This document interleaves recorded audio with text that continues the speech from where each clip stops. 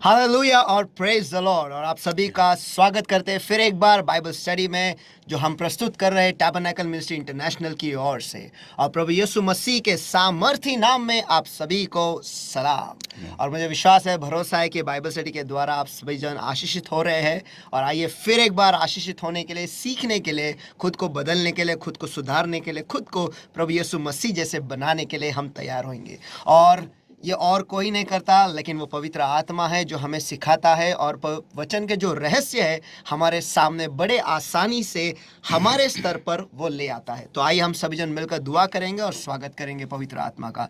हे प्यारे परमेश्वर, हम आपको कोटि कोटि बार धन्यवाद देते हैं परमेश्वर, आपके वचन के लिए। हम आपको धन्यवाद देते हैं कि आप हमें सिखा रहे हो और आप हमें सुधार रहे हो परमेश्वर। इन आखिरी दिनों में भी आपकी नज़र हम पर है परमेश्वर, इसलिए हम आपको कोटि कोटि बार धन्यवाद देते हैं। ये समय हम आपके सामर्थी हाथों में हम सौंप देते हैं और हम जैसे हैं वैसे आपके सामने आते हैं, वैसे खुद को आपके सामने हम प्रस्तुत करते हैं परमेश्वर। हमने किए हुए सारे गुनाहों को तुम माफ करो और आपके पवित्र लहू से धोकर आप हमें साफ करो। और हाँ प्यारे पवित्र आत्मा, इस समय में, इस मौके में हम आपका स्वागत करते हैं परमेश्वर। हम आपका स्वागत करते हैं। आपका प्रकाश फिर एक बार इस वचन पर आप चमकाओ परमेश्वर। हर एक से आप बातें करो, जिस स्तर पर वो है परमेश्वर उस स्तर पर जाके आप उनसे बातें करो। और जहां पर आप हमें ले जाना चाहते हो खुदा, उस स्तर पर आप हमें ले जाओ। हम आने के लिए तैयार है, बस हमें खींच ले। हमारे भूख को बढ़ा, हमारे प्यास को बढ़ा, और हम पर कृपा करके आज हम आपके वचन को सुने। हम पर कृपा करके आज हम आपके वचन को समझे,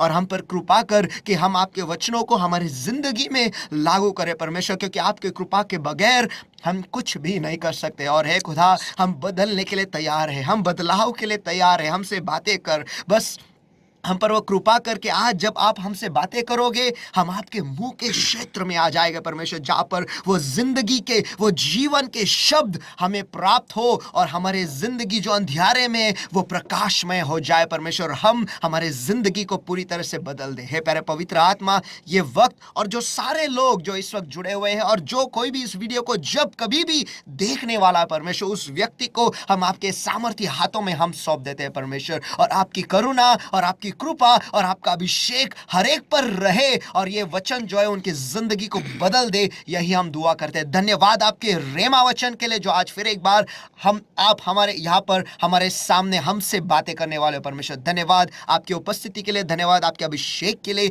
धन्यवाद वो जिंदगी के अल्फाज के लिए, जिंदगी के शब्द के लिए। प्रभु यीशु मसीह के सामर्थी नाम में हम प्रार्थना करते हैं, मांगते हैं, इसलिए तो सुन। आमीन। पास्टर, बहुत ही जैसा हमेशा मैं कहते आया हूँ, ये जो विषय आपने चुना है कि आखिरी, कि हमें कलीसिया का मेंबर होना है या नहीं, या होना चाहिए या नहीं, या क्यों हम कलीसिया के मेंबर बने, ये बहुत ही सवाल जो है बहुत ही सिंपल है, बहुत ही आसान है, लेकिन इसमें राज जो है वो बहुत ही गहरा है। और पिछले 3 हफ्तों से हम देख रहे हैं इस राज को खुलते हुए धीरे धीरे धीरे, और जैसे हम इसकी गहराई में जा रहे हैं और बहुत सारे चीज़ें, नई चीज़ें मैं तो कह रहा हूँ, उसका खुलासा हो रहा है। एक सवाल जो आपने पिछली बार पूछा था कि लोग मेगा चर्चेस में क्यों जाते हैं, उसका सवाल आज, उसका जवाब आज आप देने वाले हो। तो क्या हम उस जवाब से शुरू करें या फिर आप कुछ और? ओके, उसके पहले एक भाई ने मुझे बताया था कि जब उन्होंने ये सीरीज़ देखा तो उन्होंने बोला कि मुझे मालूम नहीं था कि कलीसिया जो है ये पुराने नियम में भी थी। या तो जब उन्होंने सुना कि कैसे मिस्र देश में, परमेश्वर ने जब मिस्र देश से इस्राएल को बाहर निकाला, तो एक कलीसिया करके ही वो बाहर आए थे। It's a type of church.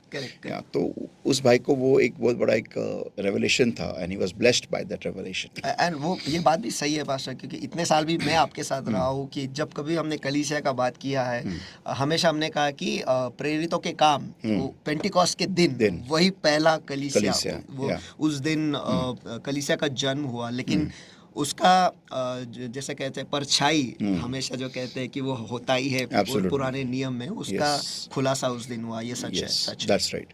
तो अभी लोग मेगा चर्चेस में क्यों जाते हैं? ओके, इसके पीछे का कारण बहुत जानना बहुत ज़रूरी है। पॉइंट नंबर 1, ये एक नॉर्मल ह्यूमन माइंडसेट होती है। ओके,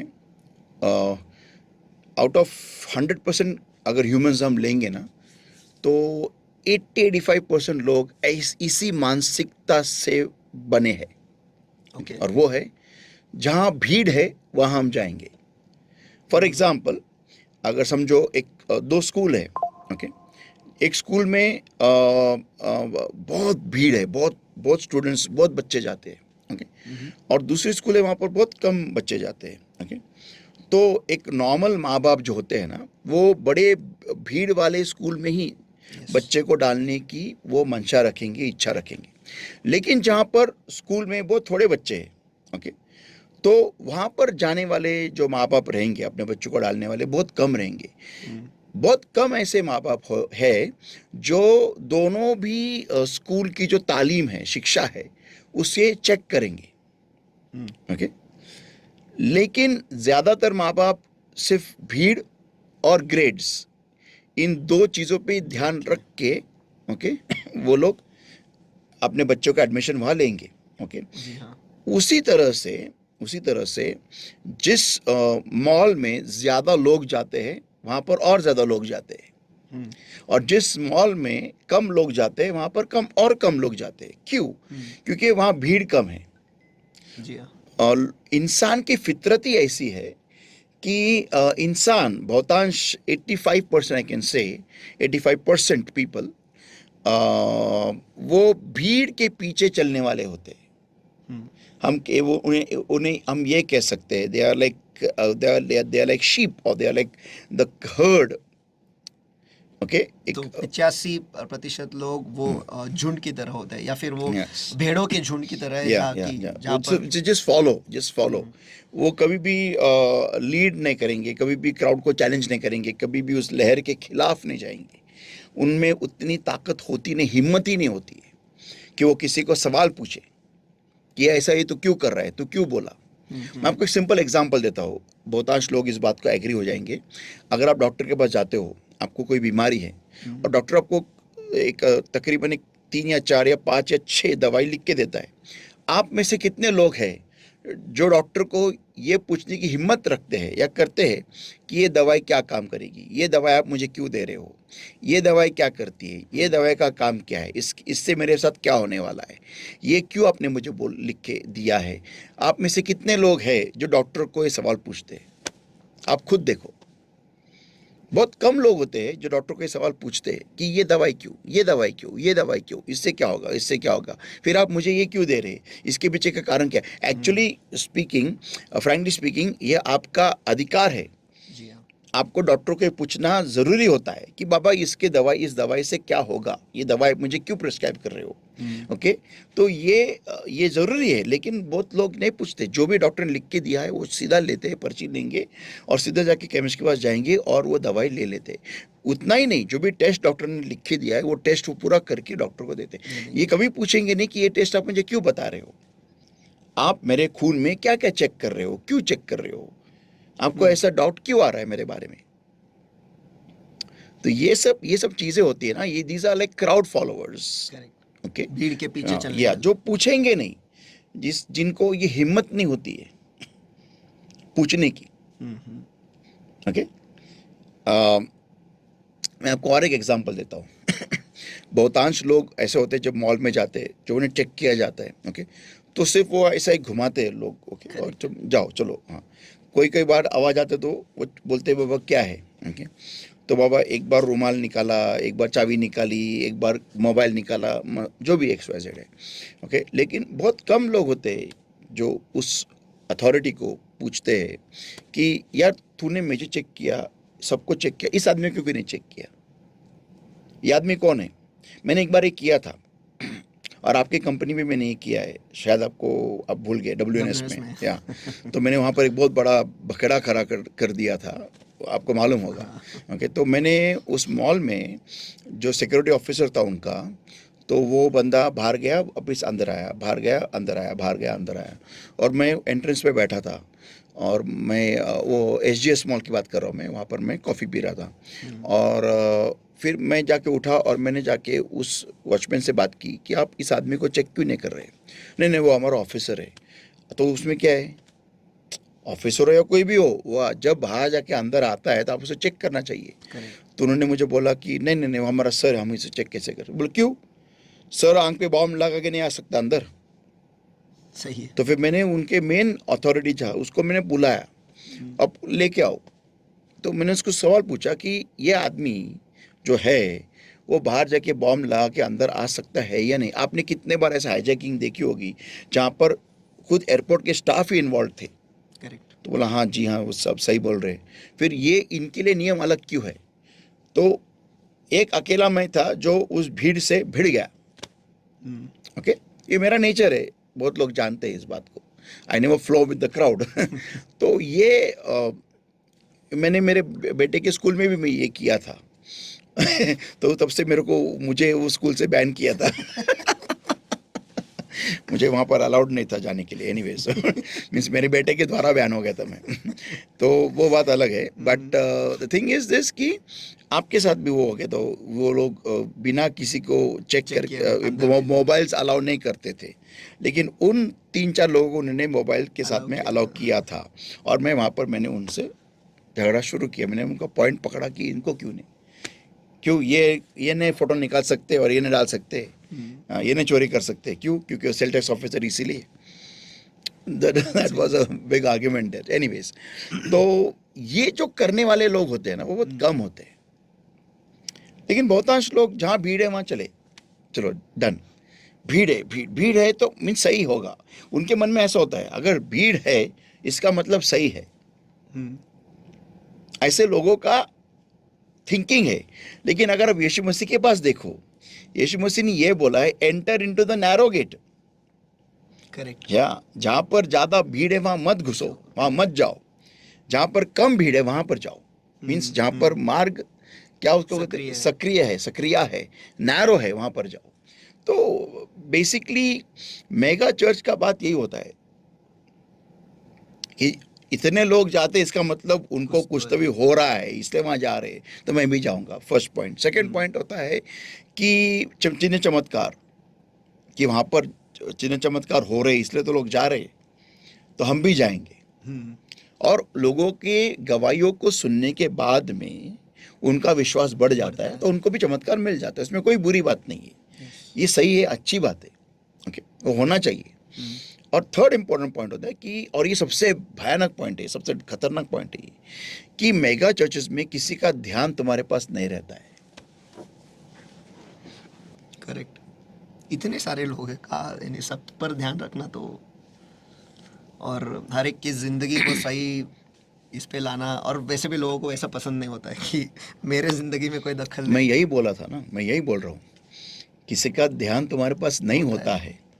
तो और यही लोग चाहते हैं आज के तारीख में, आज की दुनिया में, आज के 2025 अभी तो चल रहा है, लेकिन उसके पहले भी लोग स्क्रूटनाइजेशन या स्क्रूटनी नहीं चाहते।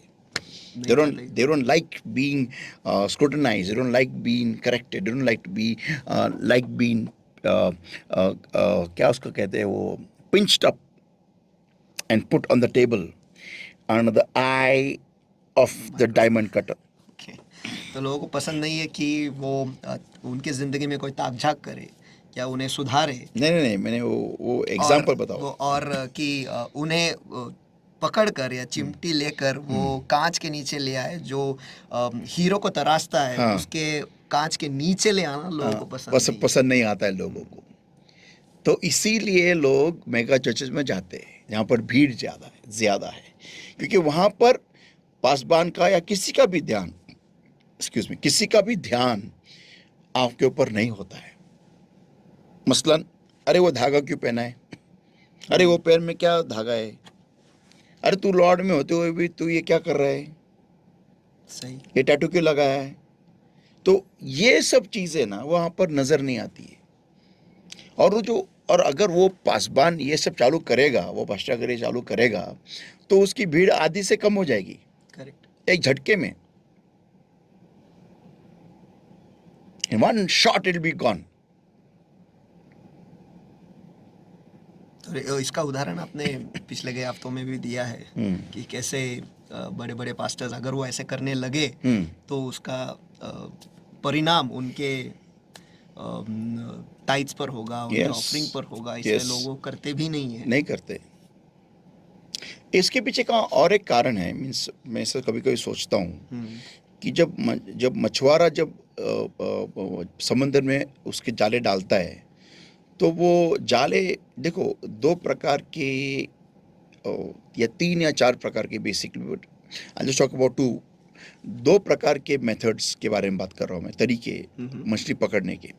एक है हुक डाल के, यहाँ पर एक ही मछली फंसेगी एक टाइम पे, और दूसरा है जाला डाल के, ओके, जहाँ पर एक बहुत बड़ा जाला डाला जाएगा, उसमें बहुत सारी मछलियाँ फंसी, और उन मछलियों में से कौन तुम्हारे लिए कौन से खाने लायक है, तुम उन्हें बाहर निकालो, सेग्रीगेट करो। ओके, वैसा ही होता है एक मेगा चर्च। मैं ऐसा कह सकता हूँ कि जहाँ पर मेगा चर्च हम नहीं बोल सकते उसे, क्योंकि मेगा चर्च जहाँ पर है, जब कलीसिया या चर्च इस नाम का उल्लेख किया जाता है या फिर इस्तेमाल किया जाता है, तो एक परिवार आना ही परिवार है, इसका मतलब वो परिवार है। इसका मतलब हर एक मेंबर पे तुम्हारा ध्यान होना चाहिए, तभी तुम उसको वहाँ चर्च कह सकते हो। लेकिन वो उस असेंबली को हम चर्च न कहते हुए हम उन्हें एक इवेंजेलिकल मीटिंग कहेंगे, सुसमाचार की सभा, कि जहाँ हम लोगों के लिए हम दुआ करते हैं, लोगों को ये हम बताते हैं कि यीशु कितना भला है, कितना अच्छा है, और लोगों के लिए आशीष हम उंडेल देते हैं। That's the place. उस गैदरिंग को चर्च न कहते हुए हम उन्हें एक इवेंजेलिकल मीटिंग कह सकते हैं, सुसमाचार की सभा। क्यों? क्योंकि वहां पर जो पास्टर होता है, जो पासबान होता है, उसका ध्यान होता ही नहीं है उन सारे लोगों के ऊपर, ना किसी लीडर का होता है, ना किसी का होता है, और वहां पर किसी की भी गलतियां दिखाई नहीं जाती, ना किसी गलतियों पे काम किया जाता है। सिर्फ इतना ही है कि यीशु कितना अच्छा है, कितना भला है, वो तुम्हारे दुआओं को सुनेगा, वो तुम्हें जवाब देगा, आइए हम प्रार्थना करें। That's it. तो that is not a church basically, that is just a mere gathering of 2 or 3 believers together, more than 2 or 3, that's it. वो तो कलीसिया नहीं है, लेकिन 2 या 3 से ज्यादा कई लोग बस उनका जमाव है। That's in the name of the lord, Yeshu Masih के नाम में, तो वो मीटिंग है, दैट्स इट। कलीसिया वहां पर है कि भले वहां पर 5 लोग हो या 50,000 लोग हो, हर एक व्यक्ति जो लीडर्स है वो, अरे ब्रदर आप कैसे हो, आपको मैंने देखा था उस दिन इधर, आप उधर क्या कर रहे थे, या वहां पर नहीं, लेकिन चलो छूटने के बाद मैं आपके घर आना चाहता हूँ, क्योंकि आपके साथ मुझे कुछ बात करनी है, मैंने आपके साथ में कुछ अर्जेंट बात करनी है। जहां पर हर लीडर, वहां पर हर एक बंदा, हर एक व्यक्ति जो है उस चर्च के जो मेंबर्स है, एक दूसरे को जानते हैं। वो बात भी सही है, परिवार के लोग एक दूसरे को जानते ही है, और वहाँ पर अगर किसी का ऊपर नीचे हो गया तो परिवार के लोगों का ध्यान भी होता है। मेरा एक सवाल है कि अगर चलो आप एक मेगा चर्च के मेंबर हो, अच्छी बात है, कोई बात बुरी बात नहीं है, लेकिन अगर कभी आपके घर में मैयत हो जाती है, तो वो मैयत कौन करेगा? ये दुर्घटना हुई है पूना में, ओके। मुझे खुद उस फैमिली ने बताया था, और वो मेगा चर्च के मेंबर थे वो लोग, और वो पास्टर को मालूम भी नहीं है कि वो मैयत हो गया है, और जिस लीडर को बताया गया वो लीडर अपने बड़े लीडर को बताने जाने वाला था, लेकिन उसको मालूम पड़ गया कि कोई परमेश्वर का सेवक आया है, तो वो वहाँ पर वो छोड़ गया और वो उधर ही मीटिंग में चला गया। और 6 महीने के बाद में उनका जो एरिया से लीडर था वो गया उनके घर पे, तो उन्होंने उसको पूरे एरिया ने उसको पत्थर से मारा, लकड़ियों से मारा, क्योंकि वो मैयत ऐसी ही पड़ी थी, और वो लोग उसको दफनाना चाहते थे, क्योंकि नए नए यीशु मसीह में आए थे वो लोग, और बाद में उन्होंने मिलकर उसको जलाया। कितनी बड़ी दुर्घटना हुई। और उस पासबान, वो जो मेन पास्टर है, उनको तो मालूम भी नहीं है क्या ऐसी कभी हुआ, ऐसी कोई घटना उनके कलीसिया में हुई है? तो ये है बड़े बड़े फ्लॉज, बहुत बड़े खतरनाक फ्लॉज एक मेगा चर्च के, गलतियां। ओके, तो लोग मेगा चर्च में क्यों जाना चाहते हैं? क्योंकि उनके पापों से वो पाप छुपा सकते हैं, एक मेन कारण वो है। दूसरा है कि लोगों का विश्वास कि अरे वहाँ पर अगर उनके इतने लोगों की ज़िंदगी में अगर चिन्ह चमत्कार हो रहे तो हमारे में भी हो गए, तो विश्वास बढ़ता है, तो वो जाते हैं। ऐसा है, that is the reason. Okay, चलो अभी हम आज के टॉपिक पे आते हैं। जी हाँ। और आज से एक्चुअली इस टॉपिक में असली मज़ा आने वाला है। ओके। Yes, okay. तो आज से मेरा सब टॉपिक ये है, the will of God regarding the church. और परमेश्वर की इच्छा कलीसिया के बारे में, हम्म, या कलीसिया की और परमेश्वर की इच्छा क्या yes, how does God expect the church to be? है, और परमेश्वर कैसा चाहता है कि कलीसिया रहे। या परमेश्वर की क्या इच्छा है, परमेश्वर की क्या मंशा है, वो हम देखेंगे। चलो, let's open our Bibles to Matthew 16 everybody and verse 13 to verse 19. Matthew 16 verses 13 to verse 19. मत्तैचा 16वा अध्याय वचन 13 ते 19. When Jesus came into the coast of Caesarea Philippi, he asked his disciples, saying, Whom do men say that I, the Son of Man, am? And they said, Some say that thou art John the Baptist, some Elias, and others Jeremias, or one of the prophets. He said unto them, Whom say ye that I am? And Simon Peter answered and said, Thou art the Christ, the Son of the living God. And Jesus answered and said unto him, Blessed art thou, Simon Bar-Jonah, for flesh and blood hath not revealed it unto thee, but my Father which is in heaven. Verse 18, And I say also unto thee, that thou art Peter, and upon this rock I will build my church, and the gates of hell shall not prevail against it. Verse 19, And I will give unto thee the keys of the kingdom of heaven, and whatsoever thou shalt bind on earth shall be bound in heaven, and whatsoever thou shalt loosen on earth shall be loosened in heaven. मत्ती रचित सुसमाचार इसका 16वां अध्याय वचन 13 से 19 तक। यीशु कैसरिया फिलिपी के प्रदेश में आकर अपने चेलों से पूछने लगा, लोग मनुष्य के पुत्र को क्या कहते हैं? उन्होंने कहा, कुछ तो यूहन्ना बपतिस्मा देने वाला कहते हैं, और कुछ एलिया, और कुछ इर्मिया या भविष्यवक्ताओं में से कोई एक कहते हैं। उसने उनसे कहा, परंतु तुम मुझे क्या कहते हो? शिमोन पतरस ने उत्तर दिया, तू जीवित परमेश्वर का पुत्र मसीह है। यीशु ने उसको उत्तर दिया, हे शिमोन, योना के पुत्र, तू धन्य है, क्योंकि मांस और लहू ने नहीं, परंतु मेरे पिता ने जो स्वर्ग में है यह बात तुझ पर प्रकट की है। और मैं भी तुझसे कहता हूँ कि तू पतरस है, और मैं इस पत्थर पर अपनी कलीसिया बनाऊंगा, और अधोलोक के फाटक उस पर प्रबल न होंगे। मैं तुझे स्वर्ग के राज्य की कुंजियाँ दूंगा, और जो कुछ तू पृथ्वी पर बांधेगा वह स्वर्ग में बंधेगा, और जो कुछ तू पृथ्वी पर खोलेगा वह स्वर्ग में खुलेगा। अमेन। ओके, तो यहाँ पर हम देखते हैं कि प्रभु यीशु मसीह कलीसिया का बेसिक ब्लूप्रिंट बता रहा है कि कलीसिया एग्जैक्टली कैसी होनी चाहिए। यानी पूरा नक्शा, या नकाशा, yes yes yes, complete plan of God regarding the church, और पूरी योजना कलीसिया के बारे में, कि खुदा के बारे में। परमेश्वर की क्या मंशा है कलीसिया के बारे में, और बहुत डीप है, बहुत अमेजिंग है। Let's start that. Okay, come on. Now the following is what we gather from the above verses. और जो आगे हम अभी देखने वाले हैं, ये ऊपर जो अभी हमने पढ़े वचनों से, उससे हमें ये पता चलता है। Point number 1. The Lord wants every church to be built upon the rock. मुद्दा क्रमांक 1, खुदा चाहता है कि हर एक कलीसिया जो है वो चट्टान पर बांधी जाए। या और वो चट्टान है, the foundation should and must be Jesus. और जो नींव है वो सिर्फ और सिर्फ यीशु ही होना Yeah, चाहिए। nothing apart from the word should be in its construction. और वचन को छोड़ उसके बांधकाम में और कुछ भी नहीं होना चाहिए। The rock is none other but the Lord Jesus Christ. और वो चट्टान और कोई नहीं लेकिन प्रभु यीशु मसीह है। Isaiah 26 verse 4, यशायाह 26 वचन 4, यशाया 26 वचन 4, Isaiah 26 verse 4. Trust in the Lord forever, for the Lord himself is a rock eternal.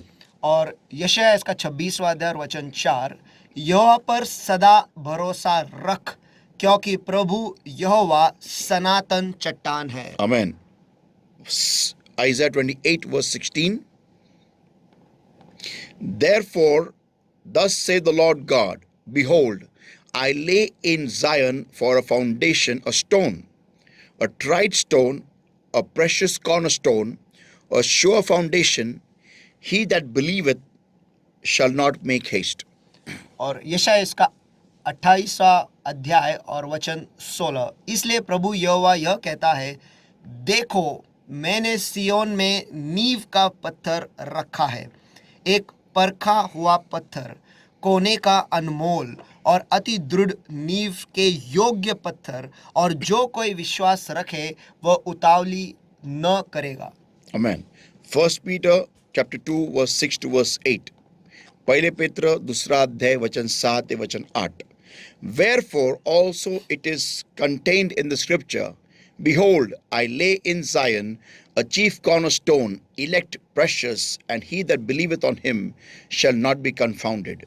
Unto you therefore which believe he is precious, but unto them which be disobedient, the stone which the builders disallowed, the same is made the head of the corner, and a stone of stumbling and a rock of offense, even to them which stumble at the word, being disobedient, whereunto also they were appointed. और पहले पत्रस इसका दूसरा अध्याय और वचन 6 से आगे, इस कारण पवित्र शास्त्र में भी लिखा है, देखो मैं सियोन में कोने के सिरे का चुना हुआ और बहुमूल्य पत्थर धरता हूँ, और जो कोई उस पर विश्वास करेगा वह किसी रीति से लज्जित नहीं होगा। अतः तुम्हारे लिए जो विश्वास करते हो वह तो बहुमूल्य है, पर जो विश्वास नहीं करते उनके लिए जिस पत्थर को राज मिस्त्रियों ने निकम्मा ठहराया था, वही कोने का सिरा हो गया और ठेस लगने का पत्थर और ठोकर खाने की चट्टान हो गया है। Okay. अभी 1 Corinthians 10 verse 1 to verse 4. Moreover, brethren, I would not that ye should be ignorant, how that all our fathers were under the cloud and all passed through the sea, and were all baptized unto Moses in the cloud and in the sea, and did all eat the same spiritual meat, and did all drink the same spiritual drink, for they drank of that spiritual rock that followed them, and that rock was Christ. Hallelujah.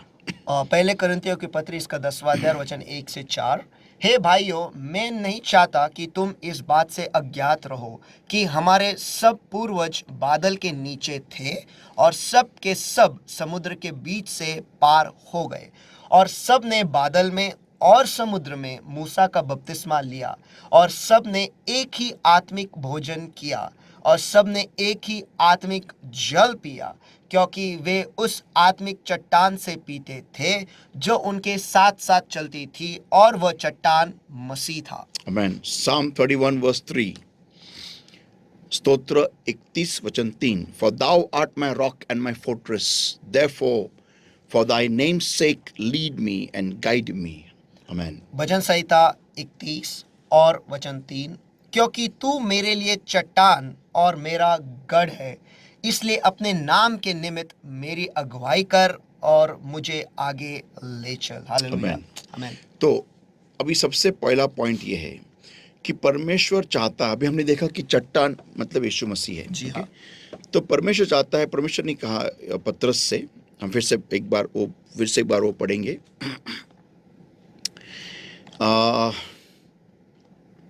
Verse 17. And Jesus answered and said unto him, Blessed art thou, Simon Bar-Jonah, for flesh and blood hath not revealed it unto thee, but my Father which is in heaven. Okay, verse 18. And I say also unto thee, that thou art Peter, and upon this rock I will build my church. और मत्ती रची सुसमाचार इसका 16 अध्याय वचन 18। नहीं, वचन सिर्फ 18 पढ़िए। हाँ। वचन 18, और मैं भी तुझसे कहता हूँ कि तू पतरस है और मैं इस पत्थर पर अपनी कलीसिया बनाऊंगा। ओके, पीटर इस वर्ड का मतलब होता है पेट्रोस, मींस चट्टान, मींस पत्थर, बड़ा पत्थर। ओके, तभी यीशु मसीह जब ये एक बात कहता है, उसका कहने का मतलब बहुत अलग है। ही इज टॉकिंग अबाउट, देखो पहली बात तो इस वचन में दो भाग है। एक तो असलियत में यीशु मसीह ने पतरस पे ही कलीसिया बांधी। पतरस ही उनका मेन पास्टर था उस फर्स्ट चर्च का, पहले कलीसिया, हाँ। जो प्रोफेटिक था वो एग्जैक्टली हो गया। लेकिन पतरस जब हम देखते हैं इस वर्ड पेट्रा या फिर पेट्रोस मींस रॉक, तो चट्टान। यहाँ पर यीशु मसीह खुद के बारे में बात कर रहा है। ओके, और ये कहता है कि जो कलीसिया है, ओके, जो चर्च है, उसे चट्टान पे ही बांधना जरूरी है। अभी इस बात को हमें समझने के लिए हमें एक अध्याय में जाना होगा और ये देखना होगा कि तुम्हारा जो बिल्डिंग बांधकाम होता है, जो उसको क्या कहते हैं, उसको हम the way you construct a particular building, जिस तरीके से हम एक इमारत को खड़ी करते हैं या बांधते हैं, उसको बांधते बिल्डअप हैं। करते हैं, उसका जो नींव है ना, वो कितना जरूरी होता है कि वो चट्टान या पत्थर पे ही बांधा जाए, यह हम देखेंगे। हम खोलेंगे Matthew chapter 7 and verse 24 onwards, मत्ती 7वां अध्याय वचन 24 वचन पुढे। Therefore whosoever heareth these sayings of mine and doeth them, I will liken him unto a wise man which built his house upon a rock.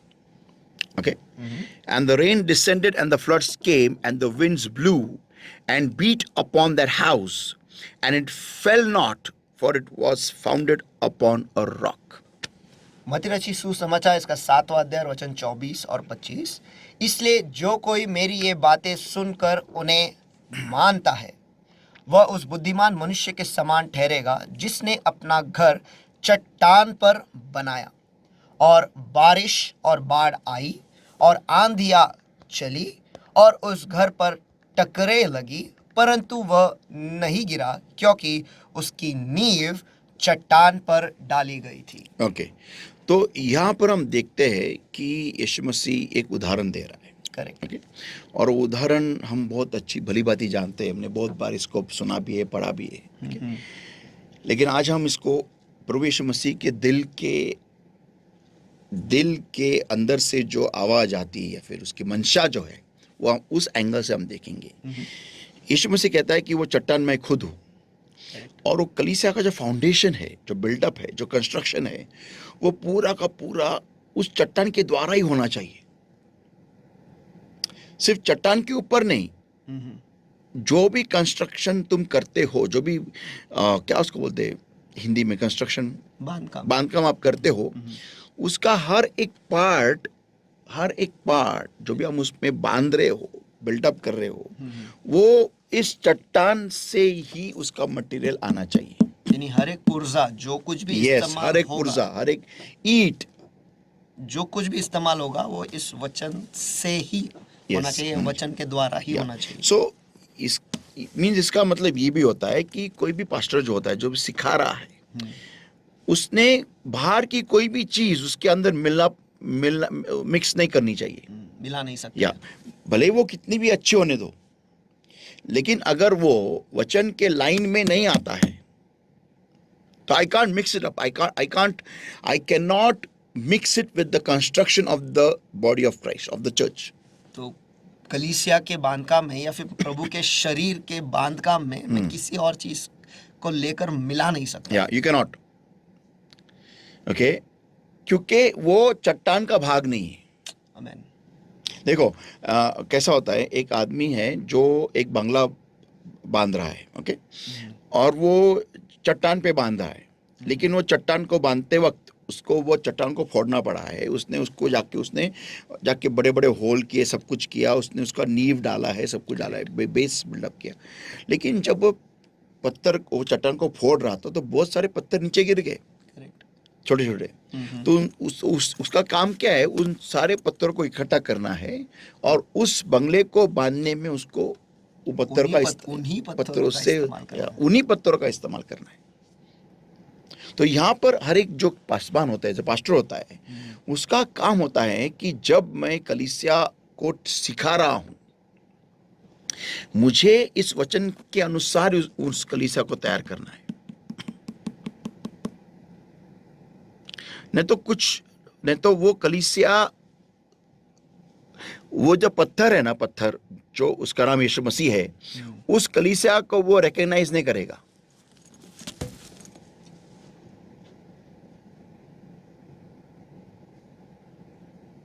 On that day, उस बड़े दिन पे उस कलीसिया को वो पहचानेगा नहीं। अंजीर के पत्ते पहने किसने कहा तो नंगा है। या सही। he won't recognize that church because that church was not built by the building materials of the rock. कि उस कलीसिया को पहचानेगा ही नहीं, क्योंकि वो कलीसिया जो है वो पत्थर के क्या बोलते हैं, धातु से बना ही नहीं है। या उस पत्थर के, चट्टान के पत्थर से। Because what is of his will go back to him. जो उसका है उसके पास जाएगा। यस। और जो उसका है वो उसे पहचानेगा। इसलिए ये अनिवार्य होता है कि आखिरी के आखिरी दिनों में, आज की तारीख में, हम सही कलीसिया में जाए। देखो, मैं आपको एक बात समझाता हूं। मुझे एक बीमारी है और मुझे कोई बताता है कि आप ये तेल लगाओ और आपको चंगाई मिल जाएगी, तो मैं खुश होता हूँ, मैं वो तेल लेता हूँ और वो मैं लगाता हूँ और मुझे चंगाई मिल जाती है। ओके, मैं बड़ा खुश हो जाता हूँ। ओके, लेकिन कुछ सालों के बाद या कुछ महीनों के बाद वो बीमारी फिर से आ जाती है। मैं फिर से वो तेल लेता हूँ और वापस लगाता हूँ और मैं चंगा हो जाता हूँ। फिर कुछ महीनों के बाद में वापस वो बीमारी आ जाती है, मैं वापस वो तेल लेता हूँ, वापस लगाता हूँ और इस बार मैं ठीक नहीं होता हूँ। ओके, फिर मैं पास्टर को पूछता हूँ कि क्या करना है, क्या प्रॉब्लम है, ऐसा क्यों बार बार हो रहा है। तो पास्टर के सामने भी दो मार्ग है। एक तो वो उस इंसान को कह सकता है पश्चाताप में जा, तेरे बुरे कामों से तो फिर तो क्या कर रहा है तो वो जांच ले फर्स्ट।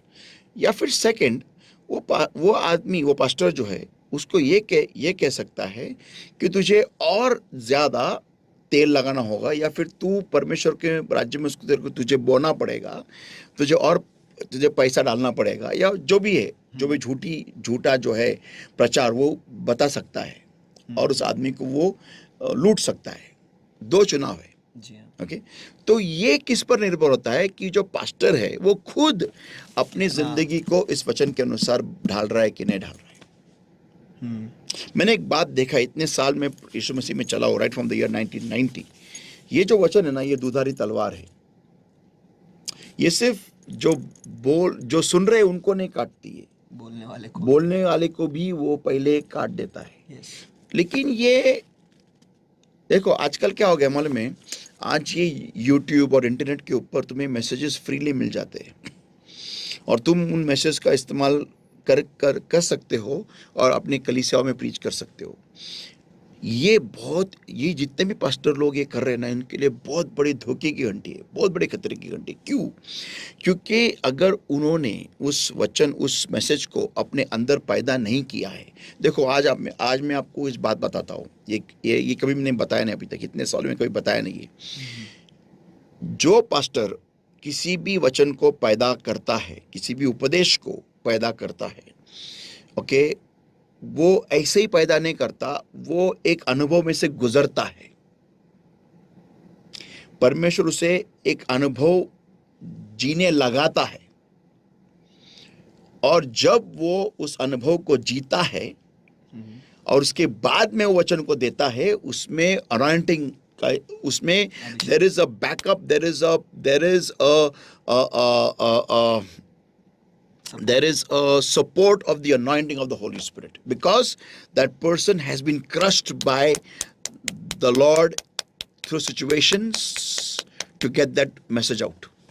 इसका मतलब जब कोई भी प्रचारक वो किसी अनुभव से गुजरता है और उसके द्वारा जब वो संदेश पैदा होता है, वो उसके उस संदेश के पीछे अभिषेक का सहारा होता है और अभिषेक उसमें रहता है, क्योंकि वो परिस्थिति है, जिस किसी भी अनुभव से वो गुजरा है, उसमें वो कुचला गया है, उसके यस, द्वारा ये वो संदेश पैदा पैदा हुआ हुआ है। है। और जब ऐसा होता है ना, तब तब वो जो सेवक है वो एक बदलाव में से गया, is gone through a change.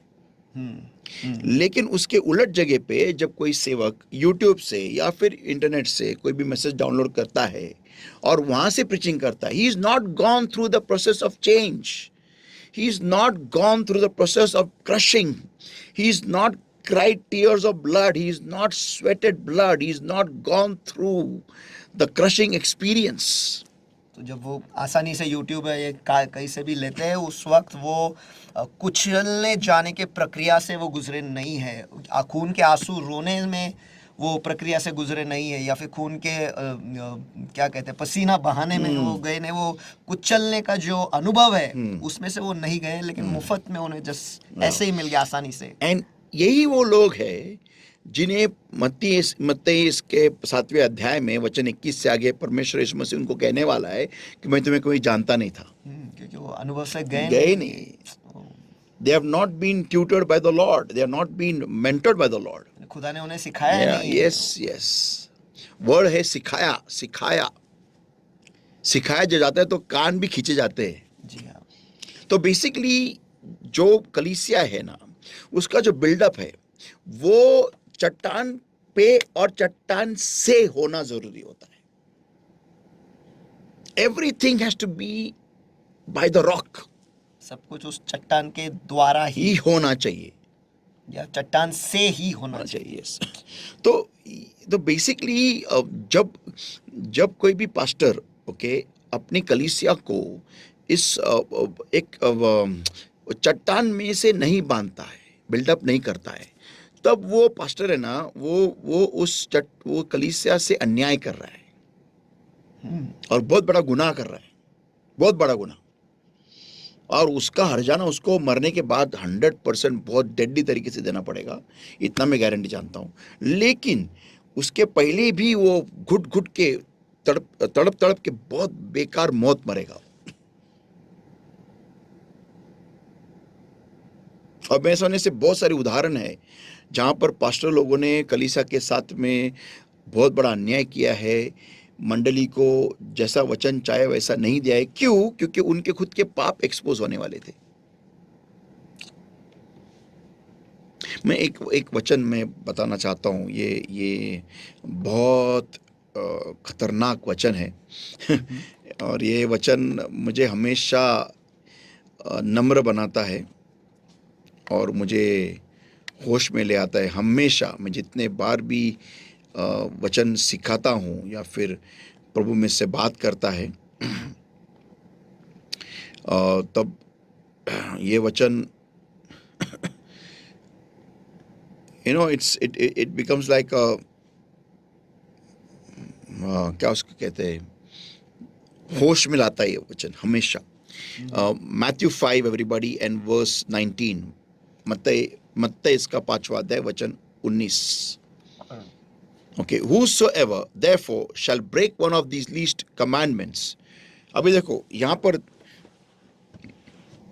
पर इस वचन का एक अमेजिंग जर्नी है। मैं शुरुआत का जो पढ़ता हूँ कि मत्ती रचित सुसमाचार इसका 5वां अध्याय, इसलिए जो कोई इन छोटी से छोटी आज्ञाओं में से किसी एक को तोड़े। ओके, और अब इस सफर को हम देखेंगे। And shall teach men so, और वैसे ही लोगों को सिखाए,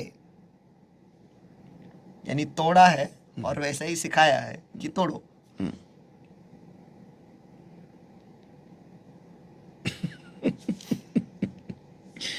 बहुत डेंजर वचन है, बहुत खतरनाक वचन है।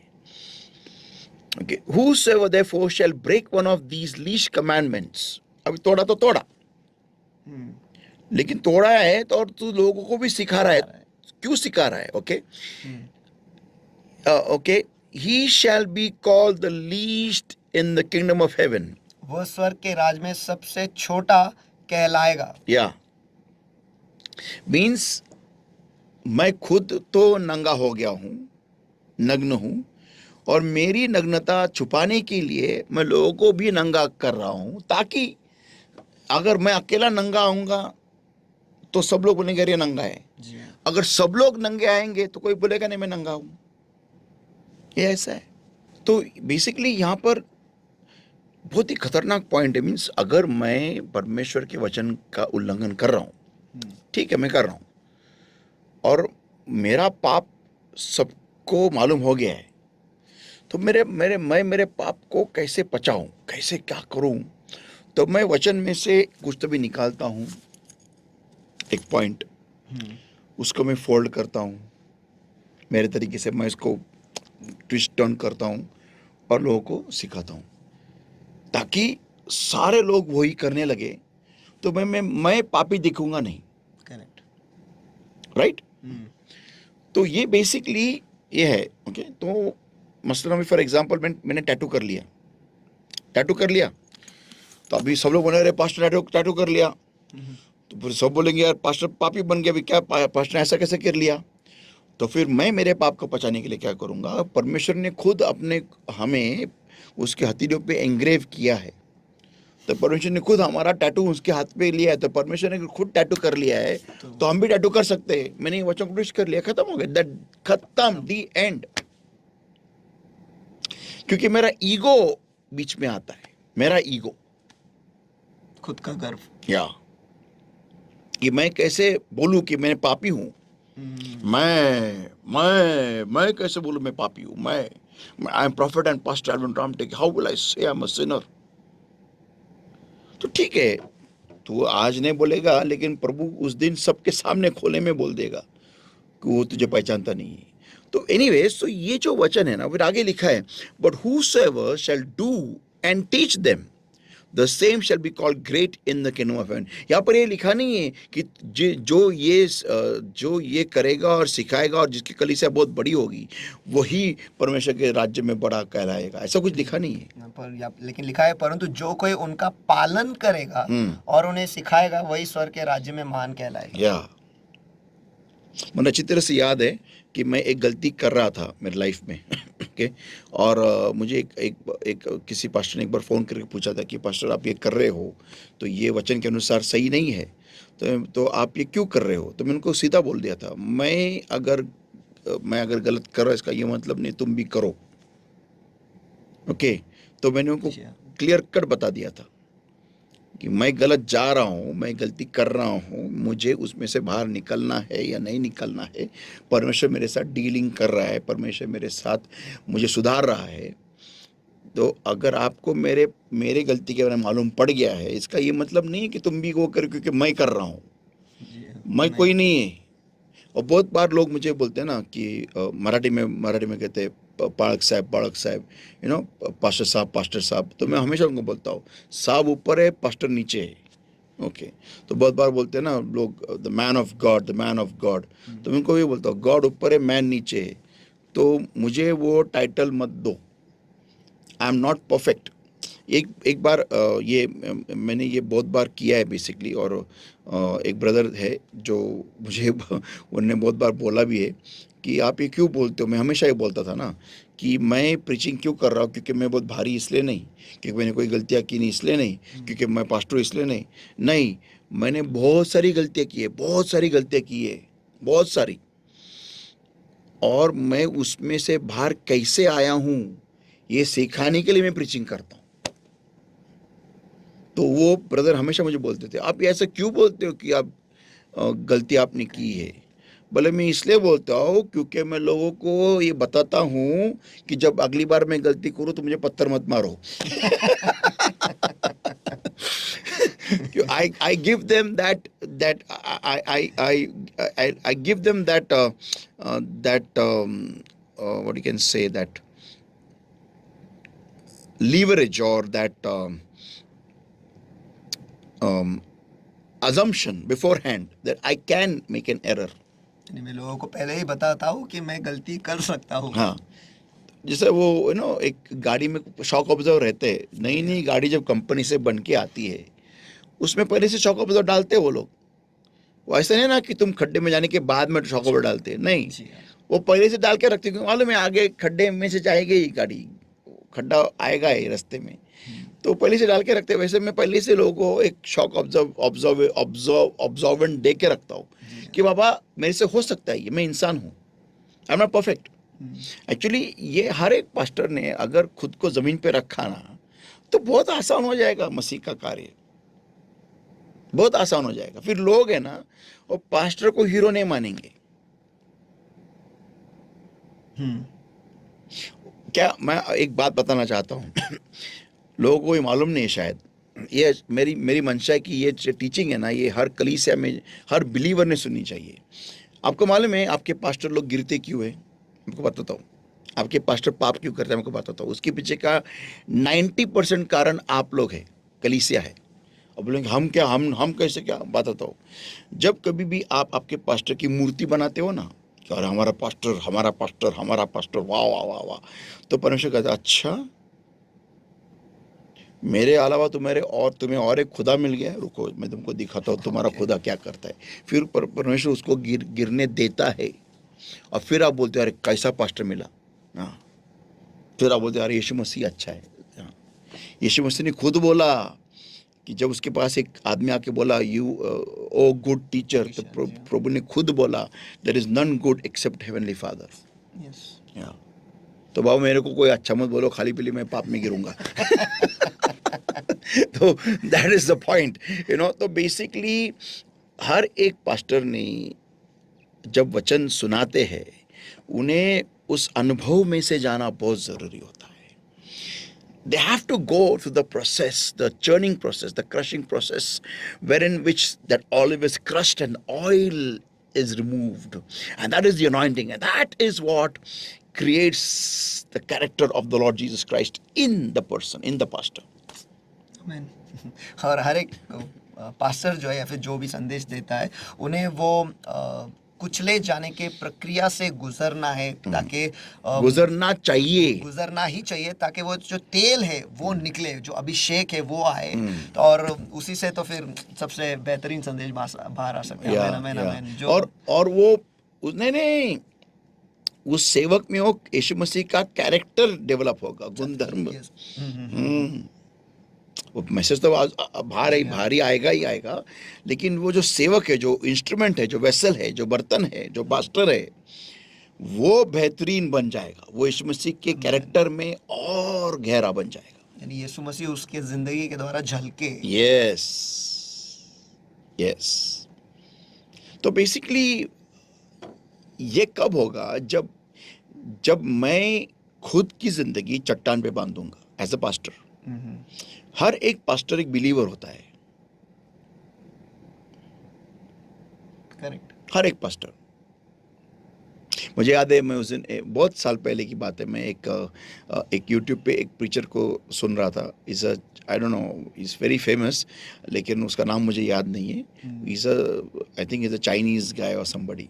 और वो बोल रहा था मैं चर्च में बहुत बड़ा पास्टर हूँ, लेकिन घर में जाने के बाद में मेरे को बीवी मेरे को बोलती है कचरा उठा जाके बाहर फेंक। तो मैं एक आम आदमी हूँ, that's a fact. when you go to your own house, you are normal। घर को बहुत दूर है। जब तुम चर्च कलीसिया से निकलते भी हो, in your car और in your bike, तुम एक आम आदमी हो, आम मनुष्य हो। और जो भी कलीसिया के लोग जिन क्या उसको कहते हैं, टेम्पटेशंस को क्या कहते हैं, मोह का सामना करते हैं, जिन हमलों का सामना करते हैं, जो भी, वो भी तुम्हें लागू होता है। ऐसा नहीं ना कि तुम्हें कुछ अलग नियम लागू हो जाते हैं, ऐसा कुछ नहीं है। एवरी सिंगल पास्टर जो होता है, उसको इसमें से जिंदगी, आम इंसान की जिंदगी में से उसे गुजरना ही पड़ता है।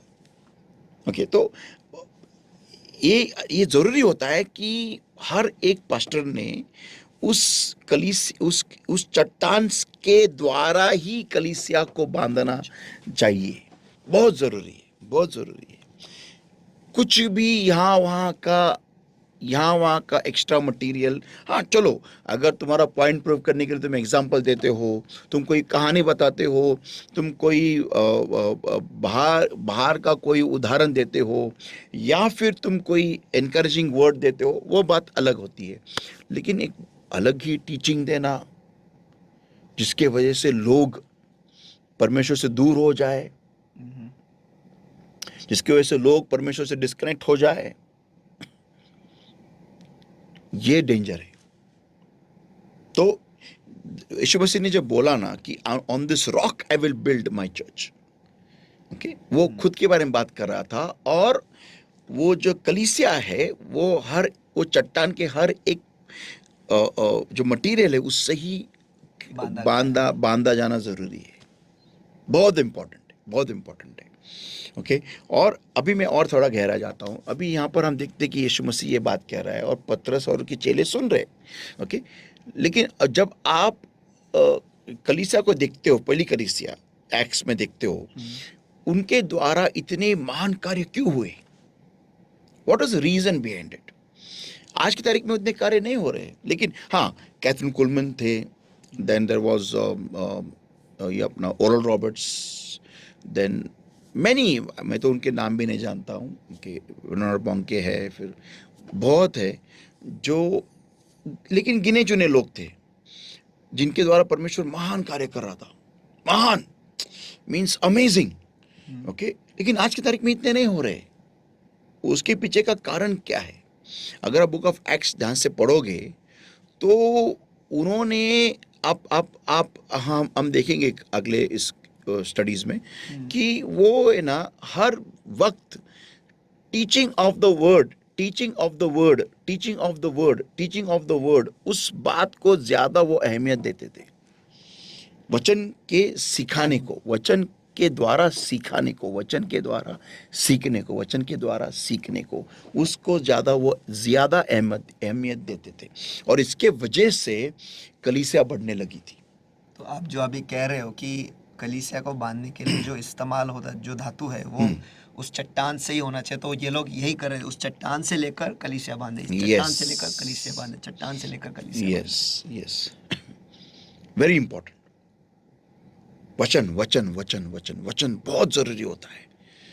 बाइबल स्टडी हो जाए, फिर आपस में बैठ के डिस्कशंस होने दो, कॉफ़ी में सब लोग साथ में बैठो, चलो कॉफ़ी पियो, थम्स अप पियो, क्या पीना है पियो, दारू छोड़ के लेकिन तुम वचन पढ़ो, वचन पे डिस्कशंस करो, साथ में आ जाओ, इकट्ठा आ जाओ, talk to one another, build up one another.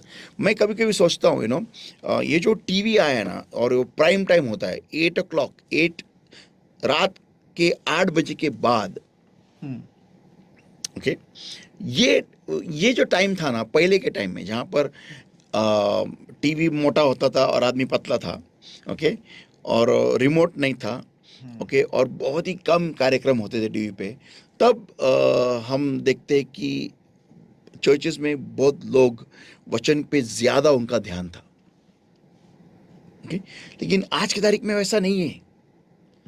आज हमारे टीवी पे इतने सारे प्रोग्राम्स, इतने सारे, और वो छोड़ो, और बाद में mobile, oh my God, it is such a terrible thing, और उसमें से लोगों को वचन की ओर खींचना, it's really a humongous task. वो तो मदहोश करने की तरह हो गया अभी। लेकिन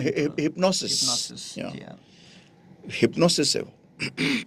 पूरी तरह से गुमराह हो जाते हैं उसमें, पूरी तरह से होश खो बैठते हैं उसमें, पता नहीं चलता है। और शायद आज की तारीख, शायद नहीं, लेकिन पहले से शैतान का ज़्यादा से ज़्यादा ध्यान इसी पर है कि हमारा ध्यान वचन पर ना रहे। यस, तो मैं एक्चुअली चाहता हूँ कि ग्रुप्स बनाए और किसी के घर में मिल के study the word, just discuss on the word of God, हर एक एरिया वाइज, तो बहुत ही उम्दा रहेगा, बहुत अच्छा, बहुत, भले चलो ऐसा नहीं कि कोई सिखाए, यानी डिस्कस, बातें करें, लेकिन वचन पर ही बातें करें। या दैट शुड बी। एंड कोई लीडर वहाँ होना चाहिए जो चेक करेगा कि बाबा अगर वो वचन के छोड़ कोई अलग बातें करने, उनको सिर्फ वापस ट्रैक पे लाएगा।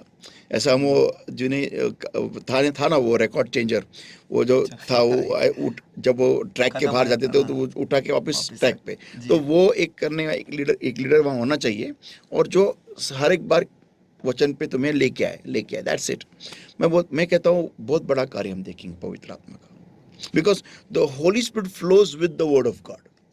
पवित्र आत्मा वचन के साथ बहता है। यस, हम देखते उत्पत्ति इसके पहले अध्याय वचन 1, 2 और 3 में, तो कमिंग बैक अगेन, तो ये जो वचन है, ओके, ये जो वचन प्रभु यीशु मसीह है, इसके ऊपर हमें खुद को कंस्ट्रक्ट करना बहुत ज़रूरी है, बहुत ज़रूरी है।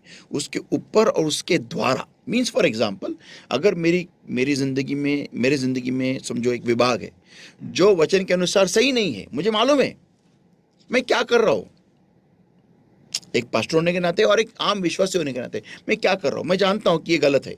Come on, I know it is wrong, what do I do? मुझे, मेरा as a believer, as a विश्वासी, मेरा काम क्या है कि उस गलत काम से बाहर निकलना, वो बंद कर देना। चलो, मैं जानता हूँ वीकनेस होता है, परमेश्वर भी जानता है वीकनेस होता है। मैं बहुत जल्दी वो प्रीच करने वाला हूँ, weakness and sin, how to overcome your sins, तुम्हारे पाप पे विजय कैसे प्राप्त करें, मैं सिखाने वाला हूँ। बहुत इंपॉर्टेंट स्टडी है। Okay, coming back, so the thing is कि मैं अगर जानता हूँ कि ये गलत है, तो मुझे उसमें से बाहर आना अनिवार्य है, बहुत जरूरी है। ना कि परमेश्वर की, पौलुस कहता है ना कि हम पाप करते रहे क्या कि परमेश्वर की कृपा बरकरार रहे, ये नहीं, वैसे नहीं है। We have to deal with us, हमें हमारे गलतियों के साथ, पापों के साथ उसको मारना, उसके ऊपर जीत हासिल करना अनिवार्य है, जरूरी है, बहुत जरूरी है। तो बेसिकली जब मैं वो वचन को मेरे जिंदगी में मैं देखता हूँ, पढ़ता हूँ, जब मुझे मालूम होता है कि अरे ये गलत है, अरे ये गलत है, मुझे मालूम ही नहीं था ये गलत है, और तब मैं उससे मुंह फेर लेता हूँ। मैं उस चट्टान में से लेके उस जगह पे जो खाली हो गया है वो निकालता हूँ, और वहां पर वो वचन को घुसाता हूँ, चट्टान का एक भाग को घुसाता हूँ। That is called being constructed by the word of God. इसे कहते हैं परमेश्वर के वचन के द्वारा बांधा गया। वेरी सिंपल, वेरी क्लियर, ताकि वो भाग जो है वो खाली ना रहे। मैं आपको एक एग्जांपल देता हूँ, ये बहुत इंपॉर्टेंट है। ओके, एक लड़का है, बॉडी बिल्डिंग कर रहा है, वेरी गुड, वेरी नाइस, गलत बात नहीं है, लेकिन वो खुद की बॉडी को ज्यादा रिवील करता है। ओके, फॉर एग्जाम्पल दिखावा, एग्जाम्पल सेल्फीज निकालना, ओके, कि पोज डालना, बिलीवर है वो लड़का। अभी आम लोग क्या बोलेंगे, इसमें क्या गलत है? ओके, लेकिन वचन के अनुसार उसने उसके बॉडी को एक मूर्त बना के रखी है, मूर्ति, और उसकी वो भक्ति कर रहा है। बॉडी बिल्डिंग करना गलत नहीं है, खुद को फिट रखना गलत नहीं है, एब्स लाना गलत नहीं है, ढोले शोले बनाना गलत नहीं है, तुम खुद को हेल्दी रखो, कुछ गलत बात नहीं है। लेकिन जब तुम उस बॉडी का इस्तेमाल करते हो, ओके, उसका शो करने में, और यही बात लड़कियों को भी लागू होती है। ओके, एक दिखावा, बार बार खुद के फोटोज स्टेटस पे डालना, क्या उसको डीपी पे डालना, खुद को शो करना, तुम्हारे ड्रेसेस का शो, ये सब चीजें, ये बाइबल उसको इसके खिलाफ है। अब ये कैसे मालूम पड़ेगा उनको? जब ये पढ़ेंगे। जहां पतरस कहता है ना, तुम्हारी जो खूबसूरती है वो बाहर की नहीं होनी चाहिए, लेकिन अंदर की, अंदरूनी होनी चाहिए, ये लिखा है पतरस ने। ये उनको मालूम कब पड़ेगा? जब वो पढ़ेंगे, और जब वो पढ़ेंगे तब पवित्र आत्मा उस वचन को लेके उनको चुभेगा, उनको वो प्रिक करेगा बार बार कि तू ये गलत कर रहा है, तू ये गलत कर रहा है, तू ये गलत कर रहा है, तू ये गलत कर रहा है। और तब एक दिन वो व्यक्ति, वो बंदा या बंदी, जो भी सिस्टर है, ब्रदर है, उस चीज से वो मुंह फेर लेगा, उसमें से वो जीतेगा, और वो वापिस वो कभी नहीं करेगा। तो ये जो चुभन है, ये वचन के द्वारा ही उसको आने वाली है। आमीन। इस चट्टान के द्वारा, और इसे कहते हैं कि हम उस कलीसिया को चट्टान के ऊपर बांधे। This is what it is called. चट्टान के ऊपर, चट्टान के द्वारा, चट्टान से बांधना। यस, बहुत जरूरी है। फिर अभी प्रभु यीशु मसीह यहां पर क्या कहता है, नेक्स्ट वर्स में लिखा है, verse 19, and I will give unto thee the keys of the kingdom of heaven. पढ़िए वर्स 19। और मैं तुझे स्वर्ग के राज्य की कुंजियां मैथ्यू 16 वर्स 19। मत्ती रचित सुसमाचार इसका 16वां अध्याय और वचन 19, और मैं तुझे स्वर्ग के राज्य की कुंजियां दूंगा या या। फिर चाबियां दूंगा। या ओके, तो यहाँ पर आता है अथॉरिटी, अधिकार। या कलीसिया को परमेश्वर ने अधिकार दिया है। देखो, अगर मैं उसके बाद में जो भी लिखा है अगर मैं नहीं पढ़ूं, okay, I just read and I will give you the keys of the kingdom of heaven and stop here. और उस वचन 19 का जो है पहला भाग ही मैं पढ़ूं और बाकी का न पढ़ूं तो जो है मैं तुझे स्वर्ग के राज की कुंजियां दूंगा या फिर चाबियां दूंगा। ओके, और आगे क्या लिखा है कि और जो कुछ और, तो ये अलग है और ये अलग है। It's a and in between, and it's a conjunction. एक और है बीच में, यानी पहला वाक्य जो है वो अलग है और उसके बाद वाला और के बाद वाला जो है वो अलग है। तो एंड वहां पर इस्तेमाल हो गया ना, and is a conjunction, right? Yes. या, तो मैं ये दो वाक्य को एंड लगा के जोड़ रहा हूँ। इसका मतलब ये अलग, इसका पावर अलग है, ये फर्स्ट स्टेटमेंट का पावर अलग है। Correct. Yes. I will give you the keys of the kingdom of haven. मैं तुझे स्वर्ग के राज की कुंजियां दूंगा। That means the church has a power to open heaven for anybody. इसका मतलब यह है कि कलीसिया के पास वो सामर्थ है कि वो किसी के लिए भी स्वर्ग खोल सकते हैं And close heaven for anybody. और किसी के लिए स्वर्ग बंद भी कर सकते हैं। Wow, wow. That power is given to the church. और ये सामर्थ कलीसिया को दिया गया है। Church, कलीसिया को, not just a single person. एक अकेले व्यक्ति को नहीं। आमेन। कलीसिया को। You can allow a person in heaven or stop a person from going to heaven. क्या आप किसी को स्वर्ग जाने दे सकते हैं या फिर किसी को स्वर्ग जाने से रोक भी सकते हैं। Yeah. इसलिए प्रभु यीशु मसीह ने बोला ना, जो घर तुम्हें सुनता नहीं है, जो घर तुम्हारा स्वागत नहीं करता है, जो शहर तुम्हारा स्वागत नहीं करता है, तुम उस शहर के बाहर जाओ, उस घर के बाहर जाओ और तुम्हारे पैरों की जो धूल है वो झटको। ये आज की तारीख में लोगों ने करना चाहिए, हमारे कलीसियाओं के लोगों ने। हमें जहाँ से हकाला जाता है, जिस एरिया से हकाला जाता है, तुम्हें वहां पर तुम्हारे पैरों की धूल लेके झटकनी चाहिए। क्यों हम ऐसे दिखाते हैं कि यीशु मसीह भिखारी है? क्यों दिखाते हैं कि यीशु मसीह को तुम्हारी जरूरत है? नहीं, उन लोगों को यीशु मसीह की जरूरत है। हमने यीशु मसीह को ऐसे इतना गंदा उसका इमेज करके रखा है ना कि जैसे कि भिखारी बन गया यीशु मसीह। और हर एक लोग हमको हकाल रहे, फिर भी हम उसी एरिया में जाते हैं, हकाल रहे, मार रहे हैं, हमारे कलीसिया में आके दंगा मस्ती कर रहे हैं, फोड़ कर रहे, फिर भी हम आ जा। अरे क्या है? तुम्हारे पास सामर्थ है,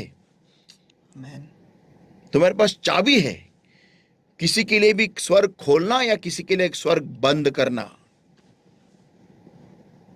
It is high time the church understands the power and authority it has, or she has rather. और अब इस समय आ गया है कि कलीसिया जो है, उन कलीसिया के पास जो सामर्थ है, जो अधिकार है, वो कलीसिया समझ ले। और जो पॉइंट, इतना अथॉरिटी होने के बावजूद भी अगर हम उसका इस्तेमाल नहीं करते तो फायदा क्या है? उस अथॉरिटी का फायदा क्या है? कुछ फायदा नहीं है। ये प्रॉब्लम क्यों मालूम है क्या? क्योंकि इसके द्वारा किसी को सिखाया नहीं जा रहा है। सिर्फ चिन्ह चमत्कार, जादू, बस उतना ही है, बस that's it. We are not preparing the bride of Christ with the word of God. हम परमेश्वर के दुल्हन को, कलीसिया को परमेश्वर के वचन के द्वारा तैयारी नहीं कर रहे। We are just busy in our own egoistic ministries and miracles and signs and wonders. जरूरी है, very important. चिन्ह चमत्कार जरूरी है, लेकिन हम बस हमारे गर्व सेवकाई के घर में अटके हुए हैं। That's it. हमारा ध्यान है ही नहीं कि अरे इतना अथॉरिटी मुझे दे के रखा है, कलीसिया को दे के रखा है।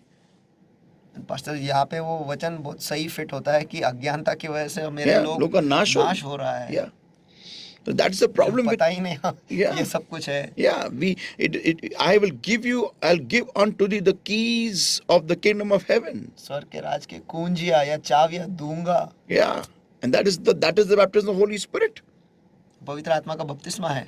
That is what it is. आपको याद है यीशु मसीह जब क्रूस पे टंगा हुआ था, ओके, और जब एक चोर उसको कहता है, उसकी ठट्टा करता है, दूसरा उसके माफी मांगता है और उससे दरखास्त करता है, तो यीशु मसीह क्या कहता है उसको? इस क्षण सुखलोक तू में। मेरे साथ में सुखलोक में होगा. That is authority. Amen amen, इसे कहते हैं अधिकार। Yes, that is authority. यही अधिकार है। Yeah. आमेन आमेन। कि उधर टंगे होते हुए भी वो परमिशन दे रहा है उसको, तू इस वक्त मेरे साथ सुखलोक में होगा. दैट सेम अथॉरिटी, वही अधिकार कलीसिया को दिया है परमेश्वर ने. लेकिन ये सब जानने के लिए हमें वचन में डुबाए रहना, खुद को घुसाए रखना जरूरी है. आमेन। जब मैं खाली बैठता हूं, मैं क्या पढ़ता हूं मोबाइल पे? मैं क्या, हमारे मोबाइल पे बाइबल होता है, ऐसा नहीं कि नहीं है, लेकिन हमारा ध्यान ज्यादा इंस्टा पे है, फेसबुक पे है, इस पे उस पे. तो हम वो कब यूट्यूब पे है, रील्स पे है, तो पढ़ेगा कौन वचन? जब मैं वचन को पढ़ूंगा तब मेरे अंदर प्रकाश निर्माण होगा ना. ओके, तो यहां पर अथॉरिटी. नेक्स्ट क्या लिखा है? एंड, फिर अभी and whatsoever thou shalt bind on earth shall be bound in heaven, and whatsoever thou shalt loose on earth shall be loosed in heaven. और यहाँ पर आता है और जो कुछ तू पृथ्वी पर बांधेगा वह स्वर्ग में बंधेगा, और जो कुछ भी तू पृथ्वी पर खोलेगा वह स्वर्ग में खुलेगा। या मैं कहता हूं, अगर ये प्रयोग सिर्फ हमारे लोगों ने किया ना, उतना ही करो. मैं बताता हूं आपको, इंडिया में ना ऐसा भूकंप आ जाएगा. ये प्रयोग क्या मालूम है? अगर आपको कोई विरोध कर रहा है ना, कुछ मत करो.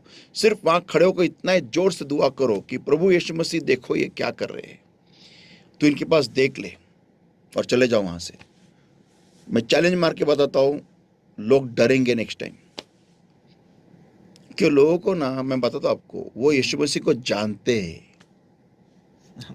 हाँ, वो जानते, भले वो मानते नहीं होंगे लेकिन जानते.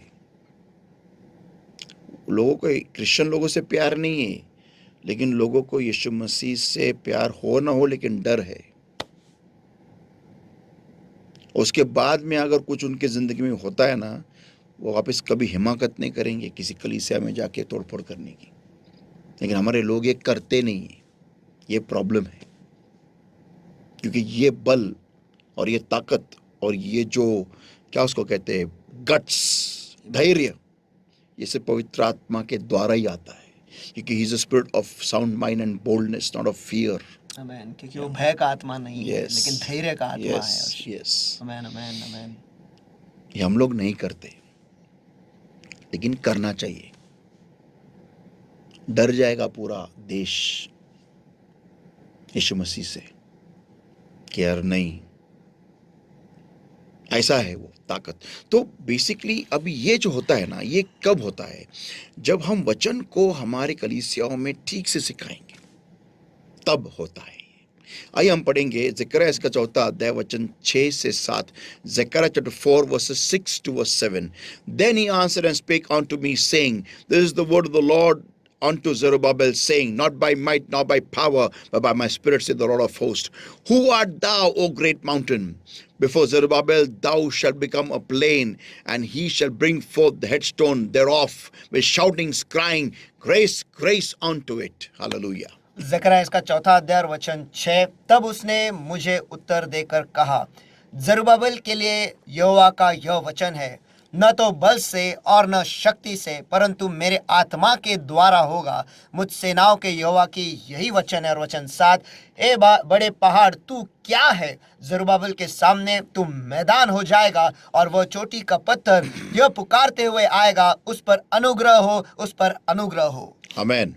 ओके, तो बेसिकली ना कैसा है ये जो it's not by might not by power but by the spirit saith the Lord of host, ये बोलने वाले को भी ना आत्मा के सामर्थ्य के द्वारा वो बलशाली होना जरूरी होता है. आत्मा से प्रेरित। यस, नहीं प्रेरित मत होने दो, बलशाली. देखो, इस बात को समझाने के लिए आपको बात बताओ. Let us go to the Red Sea. हम लाल समुद्र का जाते हैं. वहां पर 2 गट थे, एक था इजराइल लोग और एक था मूसा. ओके, इजराइल लोग तो डर गए थे, लेकिन उनके डर के माहौल के वजह से मूसा जो पूरा प्लान जानते हुए भी वो परमेश्वर के पास जाके रोने लगा. करेक्ट. और परमेश्वर कहता है, तू क्यों रो रहा है? क्योंकि वो रो रहे, समझे, तू क्यों रो रहा है? Because fear spreads. फैलता है। यस। 6.5 लाख लोग या डरे हुए हैं, या और ये अकेला खड़ा खड़ा है। है, तो नेचुरल है, तो फियर स्प्रेड होता है, तो हो गया। तो परमेश्वर कहता है उसको, तू क्यों रो रहा है, तू क्यों दुआई दे रहा है, जा तेरी लकड़ी ले और समुद्र को 2 भाग में कर दे, खत्म हो गया। तो ये करने के लिए ना आदमी को आत्मा के बल में स्ट्रांग होना जरूरी होता है, पवित्र आत्मा के बल में, ये बहुत जरूरी है। और आज की तारीख में कलीसियाओं को पवित्र आत्मा के बल में बलशाली होना बहुत जरूरी है। यस, यू हैव टू, होना ही है। यस। मुझे एक मेरे पास एक इंसिडेंट आया। एक बेट था, एक जगह, मैं जगह का नाम भूल गया मैं। वहाँ पर बहुत साल पहले एक फैमिली ने यीशु मसीह को अपने दिल में स्वीकार लिया, और उनके जो आदिवासी जो लोग थे वो यीशु मसीह को नहीं जानते थे, वो पहचानते नहीं थे। लेकिन उस परिवार ने यीशु मसीह को अंगीकार लिया, क्योंकि वहाँ पर कोई लोग आए थे, उन्होंने उनसे बात की, यीशु मसीह के बारे में बताया, तो उसने स्वीकार लिया।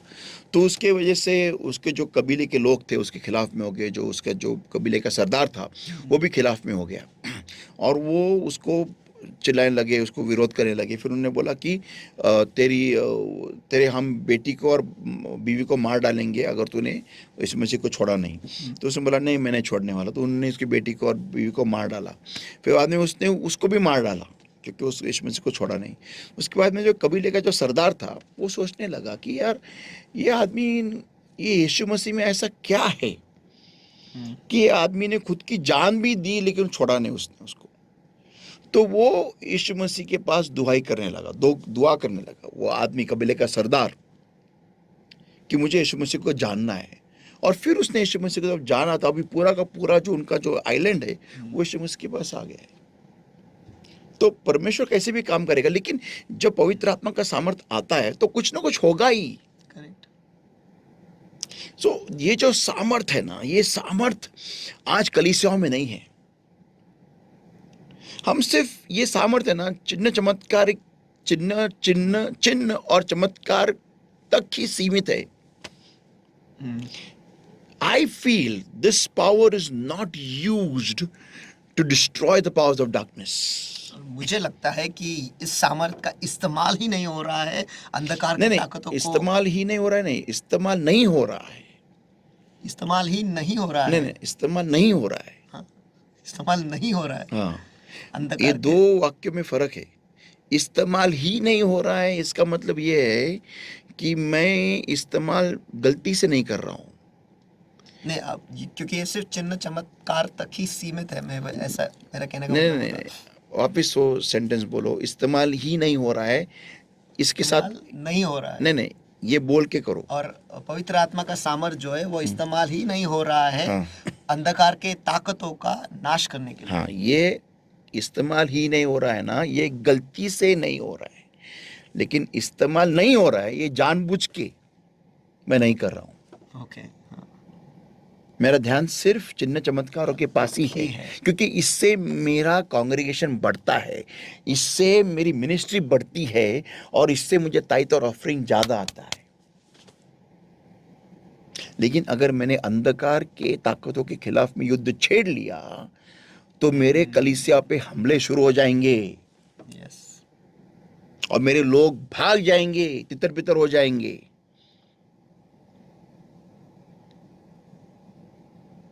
मैंने जो वाक्य बोला है ना अभी, ये दोनों में फर्क ये बहुत गहरा है।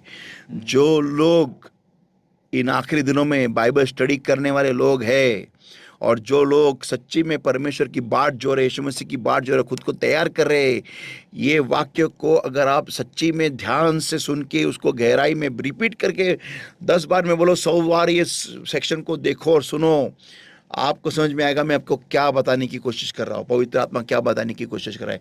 मैं जानबूझ के उस सामर्थ का इस्तेमाल सिर्फ चिन्ह और चमत्कार के लिए इस्तेमाल कर रहा हूँ। दुष्टात्माओं के साथ लड़ाई लड़ रहा हूं, तोड़ रहा हूं, लेकिन सिर्फ बीमारी चिन्ह चमत्कार तक ही। लेकिन जो दुष्टात्माएं कलीसियाओं पे हमला कर रही है, जो दुष्ट आत्माएं यीशु मसीह के कार्य को रोक रही है, जो दुष्ट आत्माएं लोगों को तैयार होने नहीं दे रही है प्रभु यीशु मसीह के प्रभु यीशु मसीह के दूसरे आगमन के लिए, उनके खिलाफ मैं उस सामर्थ का इस्तेमाल नहीं करता।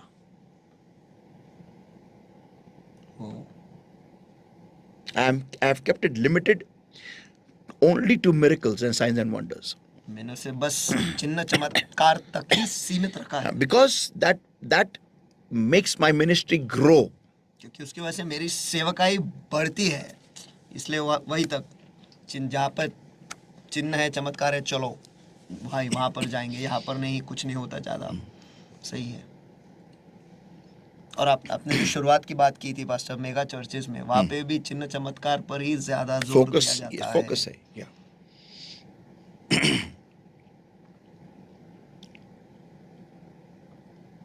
अगर आपने नोटिस किया होगा, सम टाइम बैक मैंने कलीसिया में स्पिरिट ऑफ एंटी क्राइस्ट को बाइंड करना शुरू कर दिया था, बाइंड डिस्ट्रॉय कर दिया। तो मुझे एक व्यक्ति ने बोला था कि पास्टर अगर आप ये कर रहे हो ना, तो आपके कलीसिया के ऊपर बहुत बड़ा हमला हो सकता है, होगा। मैंने उसको बोला भी हाँ मैं जानता हूँ, क्योंकि मैं उस शांत पानी को मैं हिला रहा हूँ। I am creating ripples in a very still water. शांत पानी में तरंगे मैं ही तैयार कर रहा हूँ। तो बेसिकली कैसा होता है, शैतान को उससे तकलीफ होती है जो उसके खिलाफ में खड़ा रहता है, क्योंकि शैतान जानता है एक अंधा आदमी आंखें मिलने के बावजूद भी अगर पाप में जिंदगी में रहा तो वो नरक ही जाएगा। तो चिन्ह चमत्कार से शैतान को कुछ प्रॉब्लम नहीं है, nothing, he has no problem. Why? Because he knows अगर मरा हुआ भी अगर उठता है, पुनरुत्थित हो जाता है, कोई प्रॉब्लम नहीं है। बट अगर कोई पास्टर उसकी कलीसिया को साथ में लेके मेरे साम्राज्य को ही नेस्तनाबूद कर रहा है, तो उसको प्रॉब्लम है।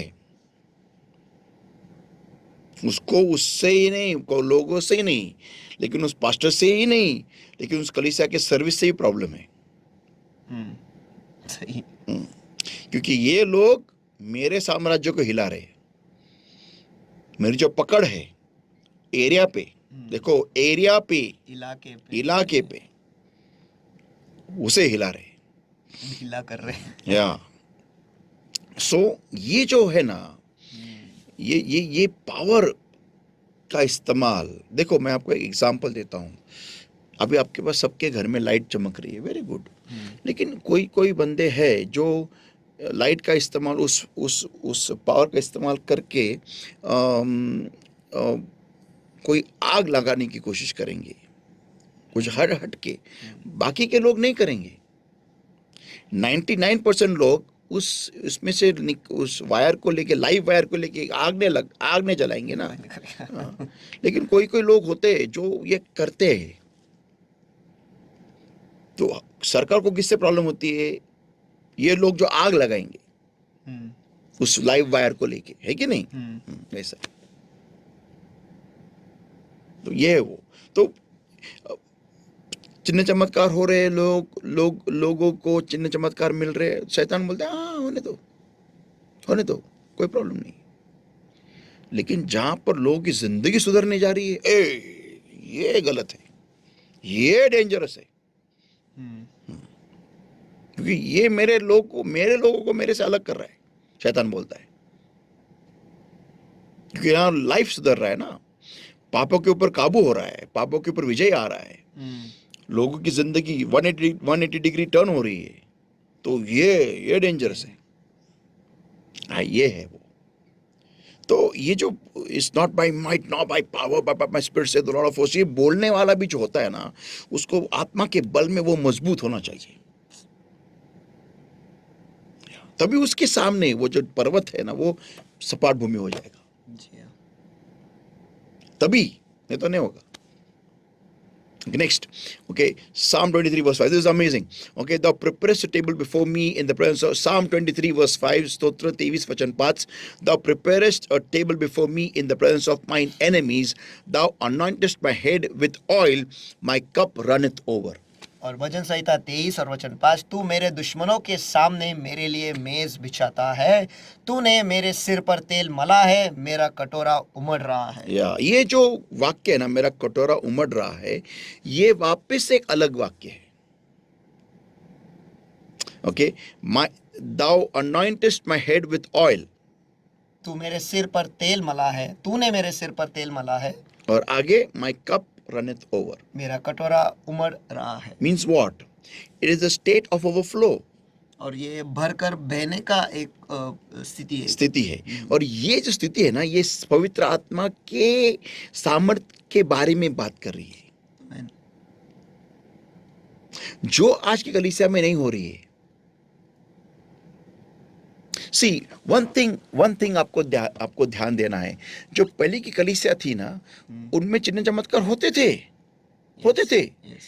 लेकिन more was that the word of God was been spreading everywhere. वचन सब जगह फैल रहा था, सुसमाचार सब जगह फैल रहा था. और उतना ही नहीं, लेकिन लोग अपना सब कुछ बेच बाच के एक साथ में आके इकट्ठा रहते थे.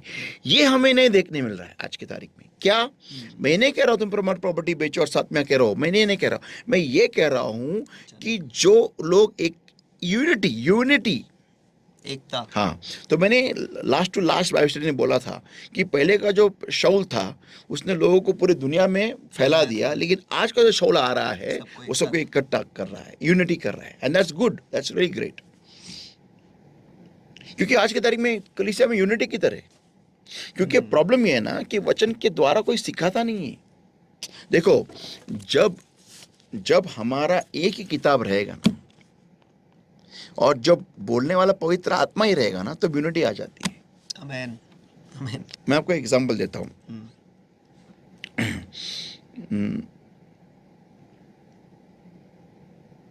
आपके घर में आपके डैडी ने बोला है आपको, ये जो ड्रम्स है, 3 ड्रम है, उसे पाइप से भरो. और आपकी मम्मी ने बोला है पाइप से नहीं भरने का, उसको बकेट में से, मग से भरने का. तो आप अभी डैडी का सुन के आपने पाइप लगाया और भर रहे. फिर थोड़ी देर के बाद डैडी चले गए, मम्मी आई. मम्मी ने बोला, ए क्या कर रहा है? मैंने बोला तुझे क्या बोला था मैंने? पाइप से नहीं भरने का, बकेट में पानी ले और मग से भरने का. तुमने शट किया वो. अब मुझे बताओ, तुम्हारे घर में इसके वजह से कभी ना कभी स्पार्क होगा या नहीं? होगा ही. क्यों? क्योंकि यहाँ पर अधिकार का क्लैश हो रहा है कि सुने किसका और किसका नहीं. राइट. ओके, अभी यही उदाहरण मैं और लेता हूँ. ओके, तुम्हारे घर में ये नियम है कि ड्रम को पाइप से ही भरो. तुम्हारे कज़न के घर पे ये नियम है कि बकेट में से, मग से पानी भरो ड्रम में. अभी तुम दोनों भी एक साथ रहने आए कुछ दिन छुट्टियों के लिए, समझो 2 महीने की छुट्टियों के लिए तुम एक साथ रहने आए, 15 दिन की छुट्टियों के लिए. अभी तुम ड्रम में पाइप से पानी भरने लगे, और वहां पर तुम्हारा कजन आ गया, वो तुम्हें क्या बोलेगा? बकेट से भरना है, पाइप से नहीं. तो तुम क्या बोलेंगे? नहीं, डैडी ने हमको ये सिखाया. वो क्या बोलेगा? हमारे भी डैडी ने हमको ये सिखाया. राइट. तो क्या हो जाएगा फिर? थोड़ा एक ये हो जाएगी, कौन राइट है, कौन सही है? राइट ना. ओके, यही होता है प्रॉब्लम कलीसियाओं में.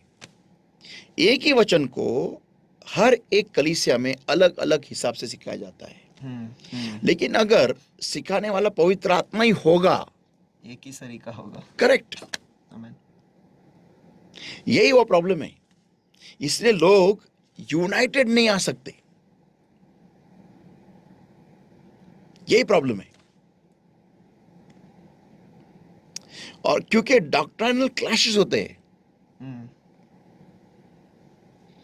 ओके, सही. तो ये वो प्रॉब्लम है, क्योंकि जिस पास्टर ने, जिस सेवक ने बहुत सारी कीमत भर के, परमेश्वर के सामने रुक के, वचन को सुन के, ठीक से जांच के, रीड करके, बहुत पढ़ाई, बहुत पवित्र आत्मा के सामने बैठ बैठ के खुद को तोड़ के, मोड़ के, जो भी करके उसने वचन प्राप्त किया है, वो बराबर पवित्र आत्मा के द्वारा ही सिखाएगा। लेकिन जिसने शॉर्टकट मारा है, यहाँ सुना है, वहाँ सुना है, यहाँ से देखा है, वहाँ से देखा है, लगा के कुछ भी चिपका दिया, उसने थोड़ी कीमत अदा नहीं की, कीमत नहीं भरी, उसमें से कुछ नहीं सफर किया। में गया नहीं या है वो। तो वो कुछ भलता ही सिखाएगा। यस, और जब दो बिलीवर दो अलग अलग कलीसियाओं के साथ में आके बैठेंगे, ये क्लैश होने वाला है। करेक्ट।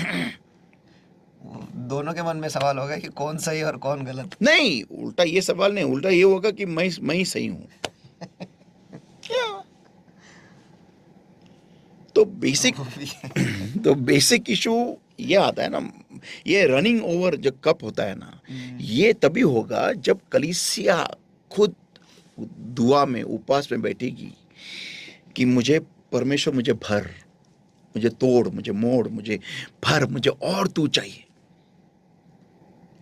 ये है वो the anointing, the release of the anointing of the Holy Spirit on a hungry and a thirsty church. और ये है अब पवित्र आत्मा का अभिषेक का उंडेलना एक भूखे प्यासे कलीसिया या पर। आगे हम पढ़ते हैं प्रेरितों के काम, इसका 4 अध्याय वचन 8, Acts 4:8. Then Peter, filled with the Holy Ghost, said unto them, ye rulers of the people and elders of Israel. और प्रेरितों के काम इसका 4 अध्याय वचन 8, तब पतरस ने पवित्र आत्मा से परिपूर्ण होकर उनसे कहा, हे लोग के सरदारों और प्राचीनों। या filled with the Holy Ghost. Amen. ये जो filled with the Holy Ghost है ना, ये कितने पास्टरों के साथ होता है। हर एक सर्विस में क्या वो पवित्र आत्मा से भरकर बह रहा है क्या? अभी हिंदी में जो शब्द लिखा है वो परिपूर्ण है। या परिपूर्ण होकर मीन्स फिल्ड। ओके, तो मेरा सवाल है, हर एक पास्टर जब मैसेज देने को खड़ा रहता है, क्या वो पवित्र आत्मा से भरकर बह रहा होता है क्या? ये सवाल है। Okay, next, Acts chapter 4 verse 31 and 33. And प्रेरितों के काम इसका 4 अध्याय वचन 31 और 33. And when they had prayed, the place was shaken where they were assembled together, and they were all filled with the Holy Ghost, and they spake the word of God with boldness. Verse 33. And with great power gave the apostles witness of the resurrection of the Lord Jesus Christ, and great grace was upon them all. आमीन। प्रेरितों के काम इसका 4 अध्याय यानी वही अध्याय में वचन 31 और वचन 33 हम पढ़ते हैं। जब वे प्रार्थना कर चुके तो वह स्थान जहाँ वे इकट्ठा थे हिल गया, और वे सब पवित्र आत्मा से परिपूर्ण हो गए या फिर भर गए, और परमेश्वर का वचन साहस से सुनते रहे। वचन 33, और प्रेरित बड़ी सामर्थ से प्रभु यीशु के जी उठने की गवाही देते रहे, और उन सब पर बड़ा अनुग्रह था। या बड़े सामर्थ के साथ में, this power is the power of the Holi spirit. सामर्थ पवित्र आत्मा का सामर्थ। और ये मंडली को, कलीसिया को दे के रखा है प्रभु यीशु मसीह ने। लेकिन ये कब इस्तेमाल होगा? जब हम ये मिरेकल्स, और इसके देखो, मिरेकल्स के पीछे भागना ये बहुत बड़ी गलती है किसी भी पासबान की, किसी भी पास्टर की, किसी भी सेवक की, किसी भी कलीसिया की। We have to run behind the word of God. कोई भी पासवान हो या कोई भी पास्टर हो, उन्हें परमेश्वर के वचन के पीछे दौड़ना है। Yes, and we have to run behind being filled with the Holy Spirit. और हम दौड़ना है कि वो पवित्र आत्मा से परिपूर्ण हो जाए, इसे भर जाए। परिपूर्ण नहीं, भर जाए। ओके, ये जब हमारी जिंदगी में होगा ना, तो हमें कोई नहीं रोक सकता। Amen. We'll be like unstoppable force. हम ऐसे सामर्थ बन जाएंगे जिसे कोई रोक नहीं सकता। Not possible, असंभव है। सही है। या और ये जो है ना, ये देखो कैसा है ना, मैं बहुत थोड़ी इधर एक बात मैं बताना चाहता हूँ। बहुत लोगों का कहना ये है कि हमें छल से गुजरना पड़ेगा। ये आपका अगर विश्वास है कि छल होगा तो छल होगा। सही है। God will not function above your faith. परमेश्वर आपके विश्वास के ऊपर काम नहीं करेगा, यस आपके विश्वास के ही द्वारा काम। अगर आपने ठान लिया है कि मुझे छल में से जाना ही है, तो आप छल में से जाओगे ही।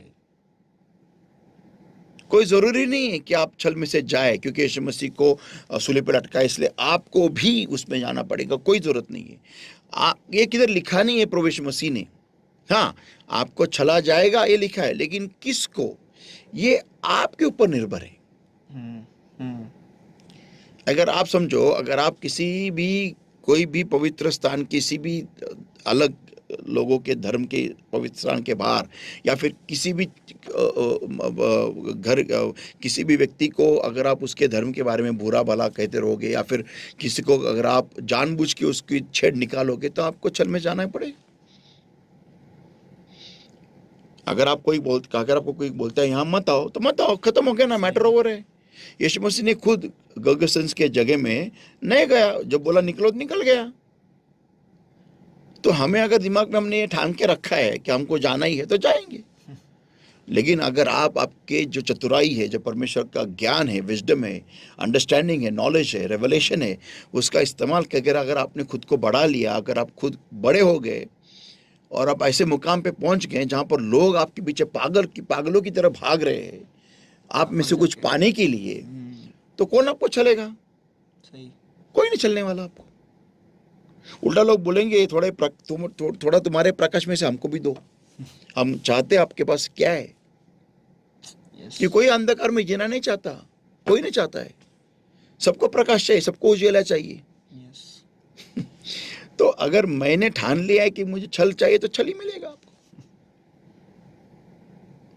मेरा तो ये है, जब तक परमेश्वर की इच्छा नहीं है कि हम छल में से जाए, हमको नहीं जाना है। बैल मुझे मार, हमें नहीं करना है। Simple as that, simple. हाँ, अगर सब कुछ सही करने के बावजूद भी अगर हम पर छल आता है, तो परमेश्वर की इच्छा है, फिर हम उसमें से आराम से गुजरेंगे, उसके चल के ऊपर जाएंगे हम 100%। मुझे गारंटी है। तो उसमें भी हम मार नहीं खाएंगे, उसमें भी हम पानी पे चलते हुए जाएंगे। यस, 100%, क्योंकि हमको प्रभु यीशु मसीह ने वो सिखाया है। कोई जरूरत नहीं है हमें उसमें से गुजरने की, कुछ जरूरत।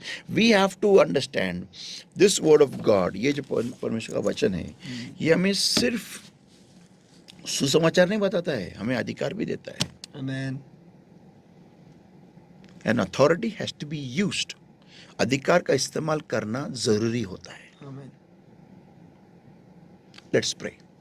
Thank you, Lord my God, for your word that came to us alive. I seal this word in our hearts with thy precious blood, precious oil and fire of the Holy Spirit. Every power of darkness trying to attack and take this word from us, O Lord.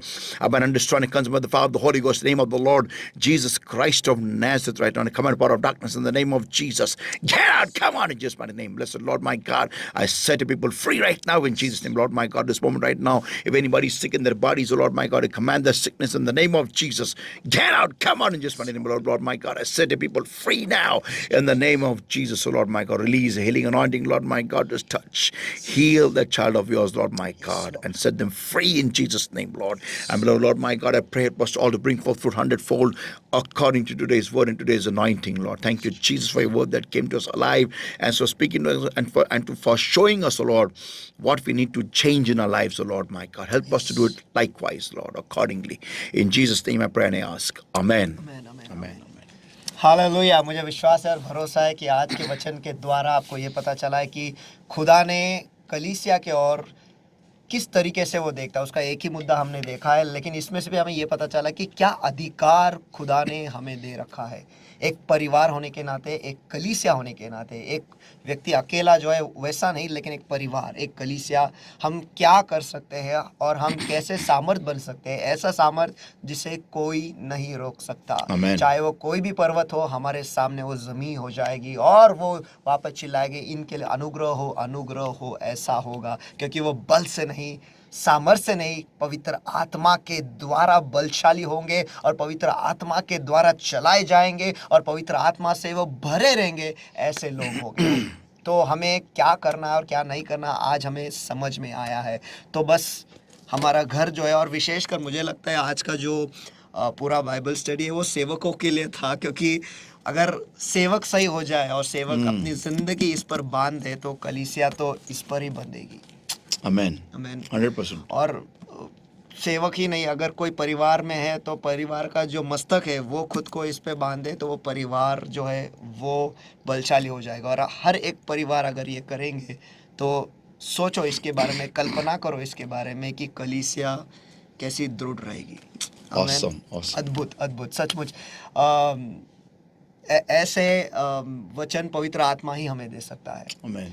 और वही हमें बलशाली बना सकता है। तो अगर आप और बलशाली बनना चाहते हो, आप और आशीषित होना चाहते हो, तो टैबरनेकल मिनिस्ट्री इंटरनेशनल ये जो यूट्यूब चैनल है इसे सब्सक्राइब कीजिए, लाइक कीजिएगा और भूलिएगा नहीं कि हर एक वीडियो जो आप देखते हो उसे भी लाइक कीजिएगा please like the videos, please. और बेल आइकन ज़रूर क्लिक कीजिएगा ताकि जब कभी भी ऐसे अभिषिक्त और क्या जो रेमा वचन है जिसके वजह से ज़िंदगी बदल जाती है और हम प्रभु यीशु मसीह जैसे और बनते, ये वीडियो डाले जाएंगे तुरंत आपको पता चलेगा और आप उसे देख सकते हो, आशीषित बन सकते हो और प्रभु यीशु मसीह जैसे बनते जा सकते हो। और भूलिएगा नहीं, ये बस आप तक ही सीमित न रखिएगा, लेकिन आपके दोस्त, आपके परिवार के लोग, आपके रिश्तेदार जो मसीह है, जो खुदा को जानना चाहते हैं, खुदा के लिए भूखे और प्यासे, उनके साथ भी ज़रूर शेयर कीजिएगा ताकि वो भी बलशाली बने, वो भी आशीषित बने और वो खुदा से दुआ करे आपके लिए कि धन्यवाद कि इन्होंने सही मैसेज या सही संदेश मुझे सही वक्त तक पहुंचाया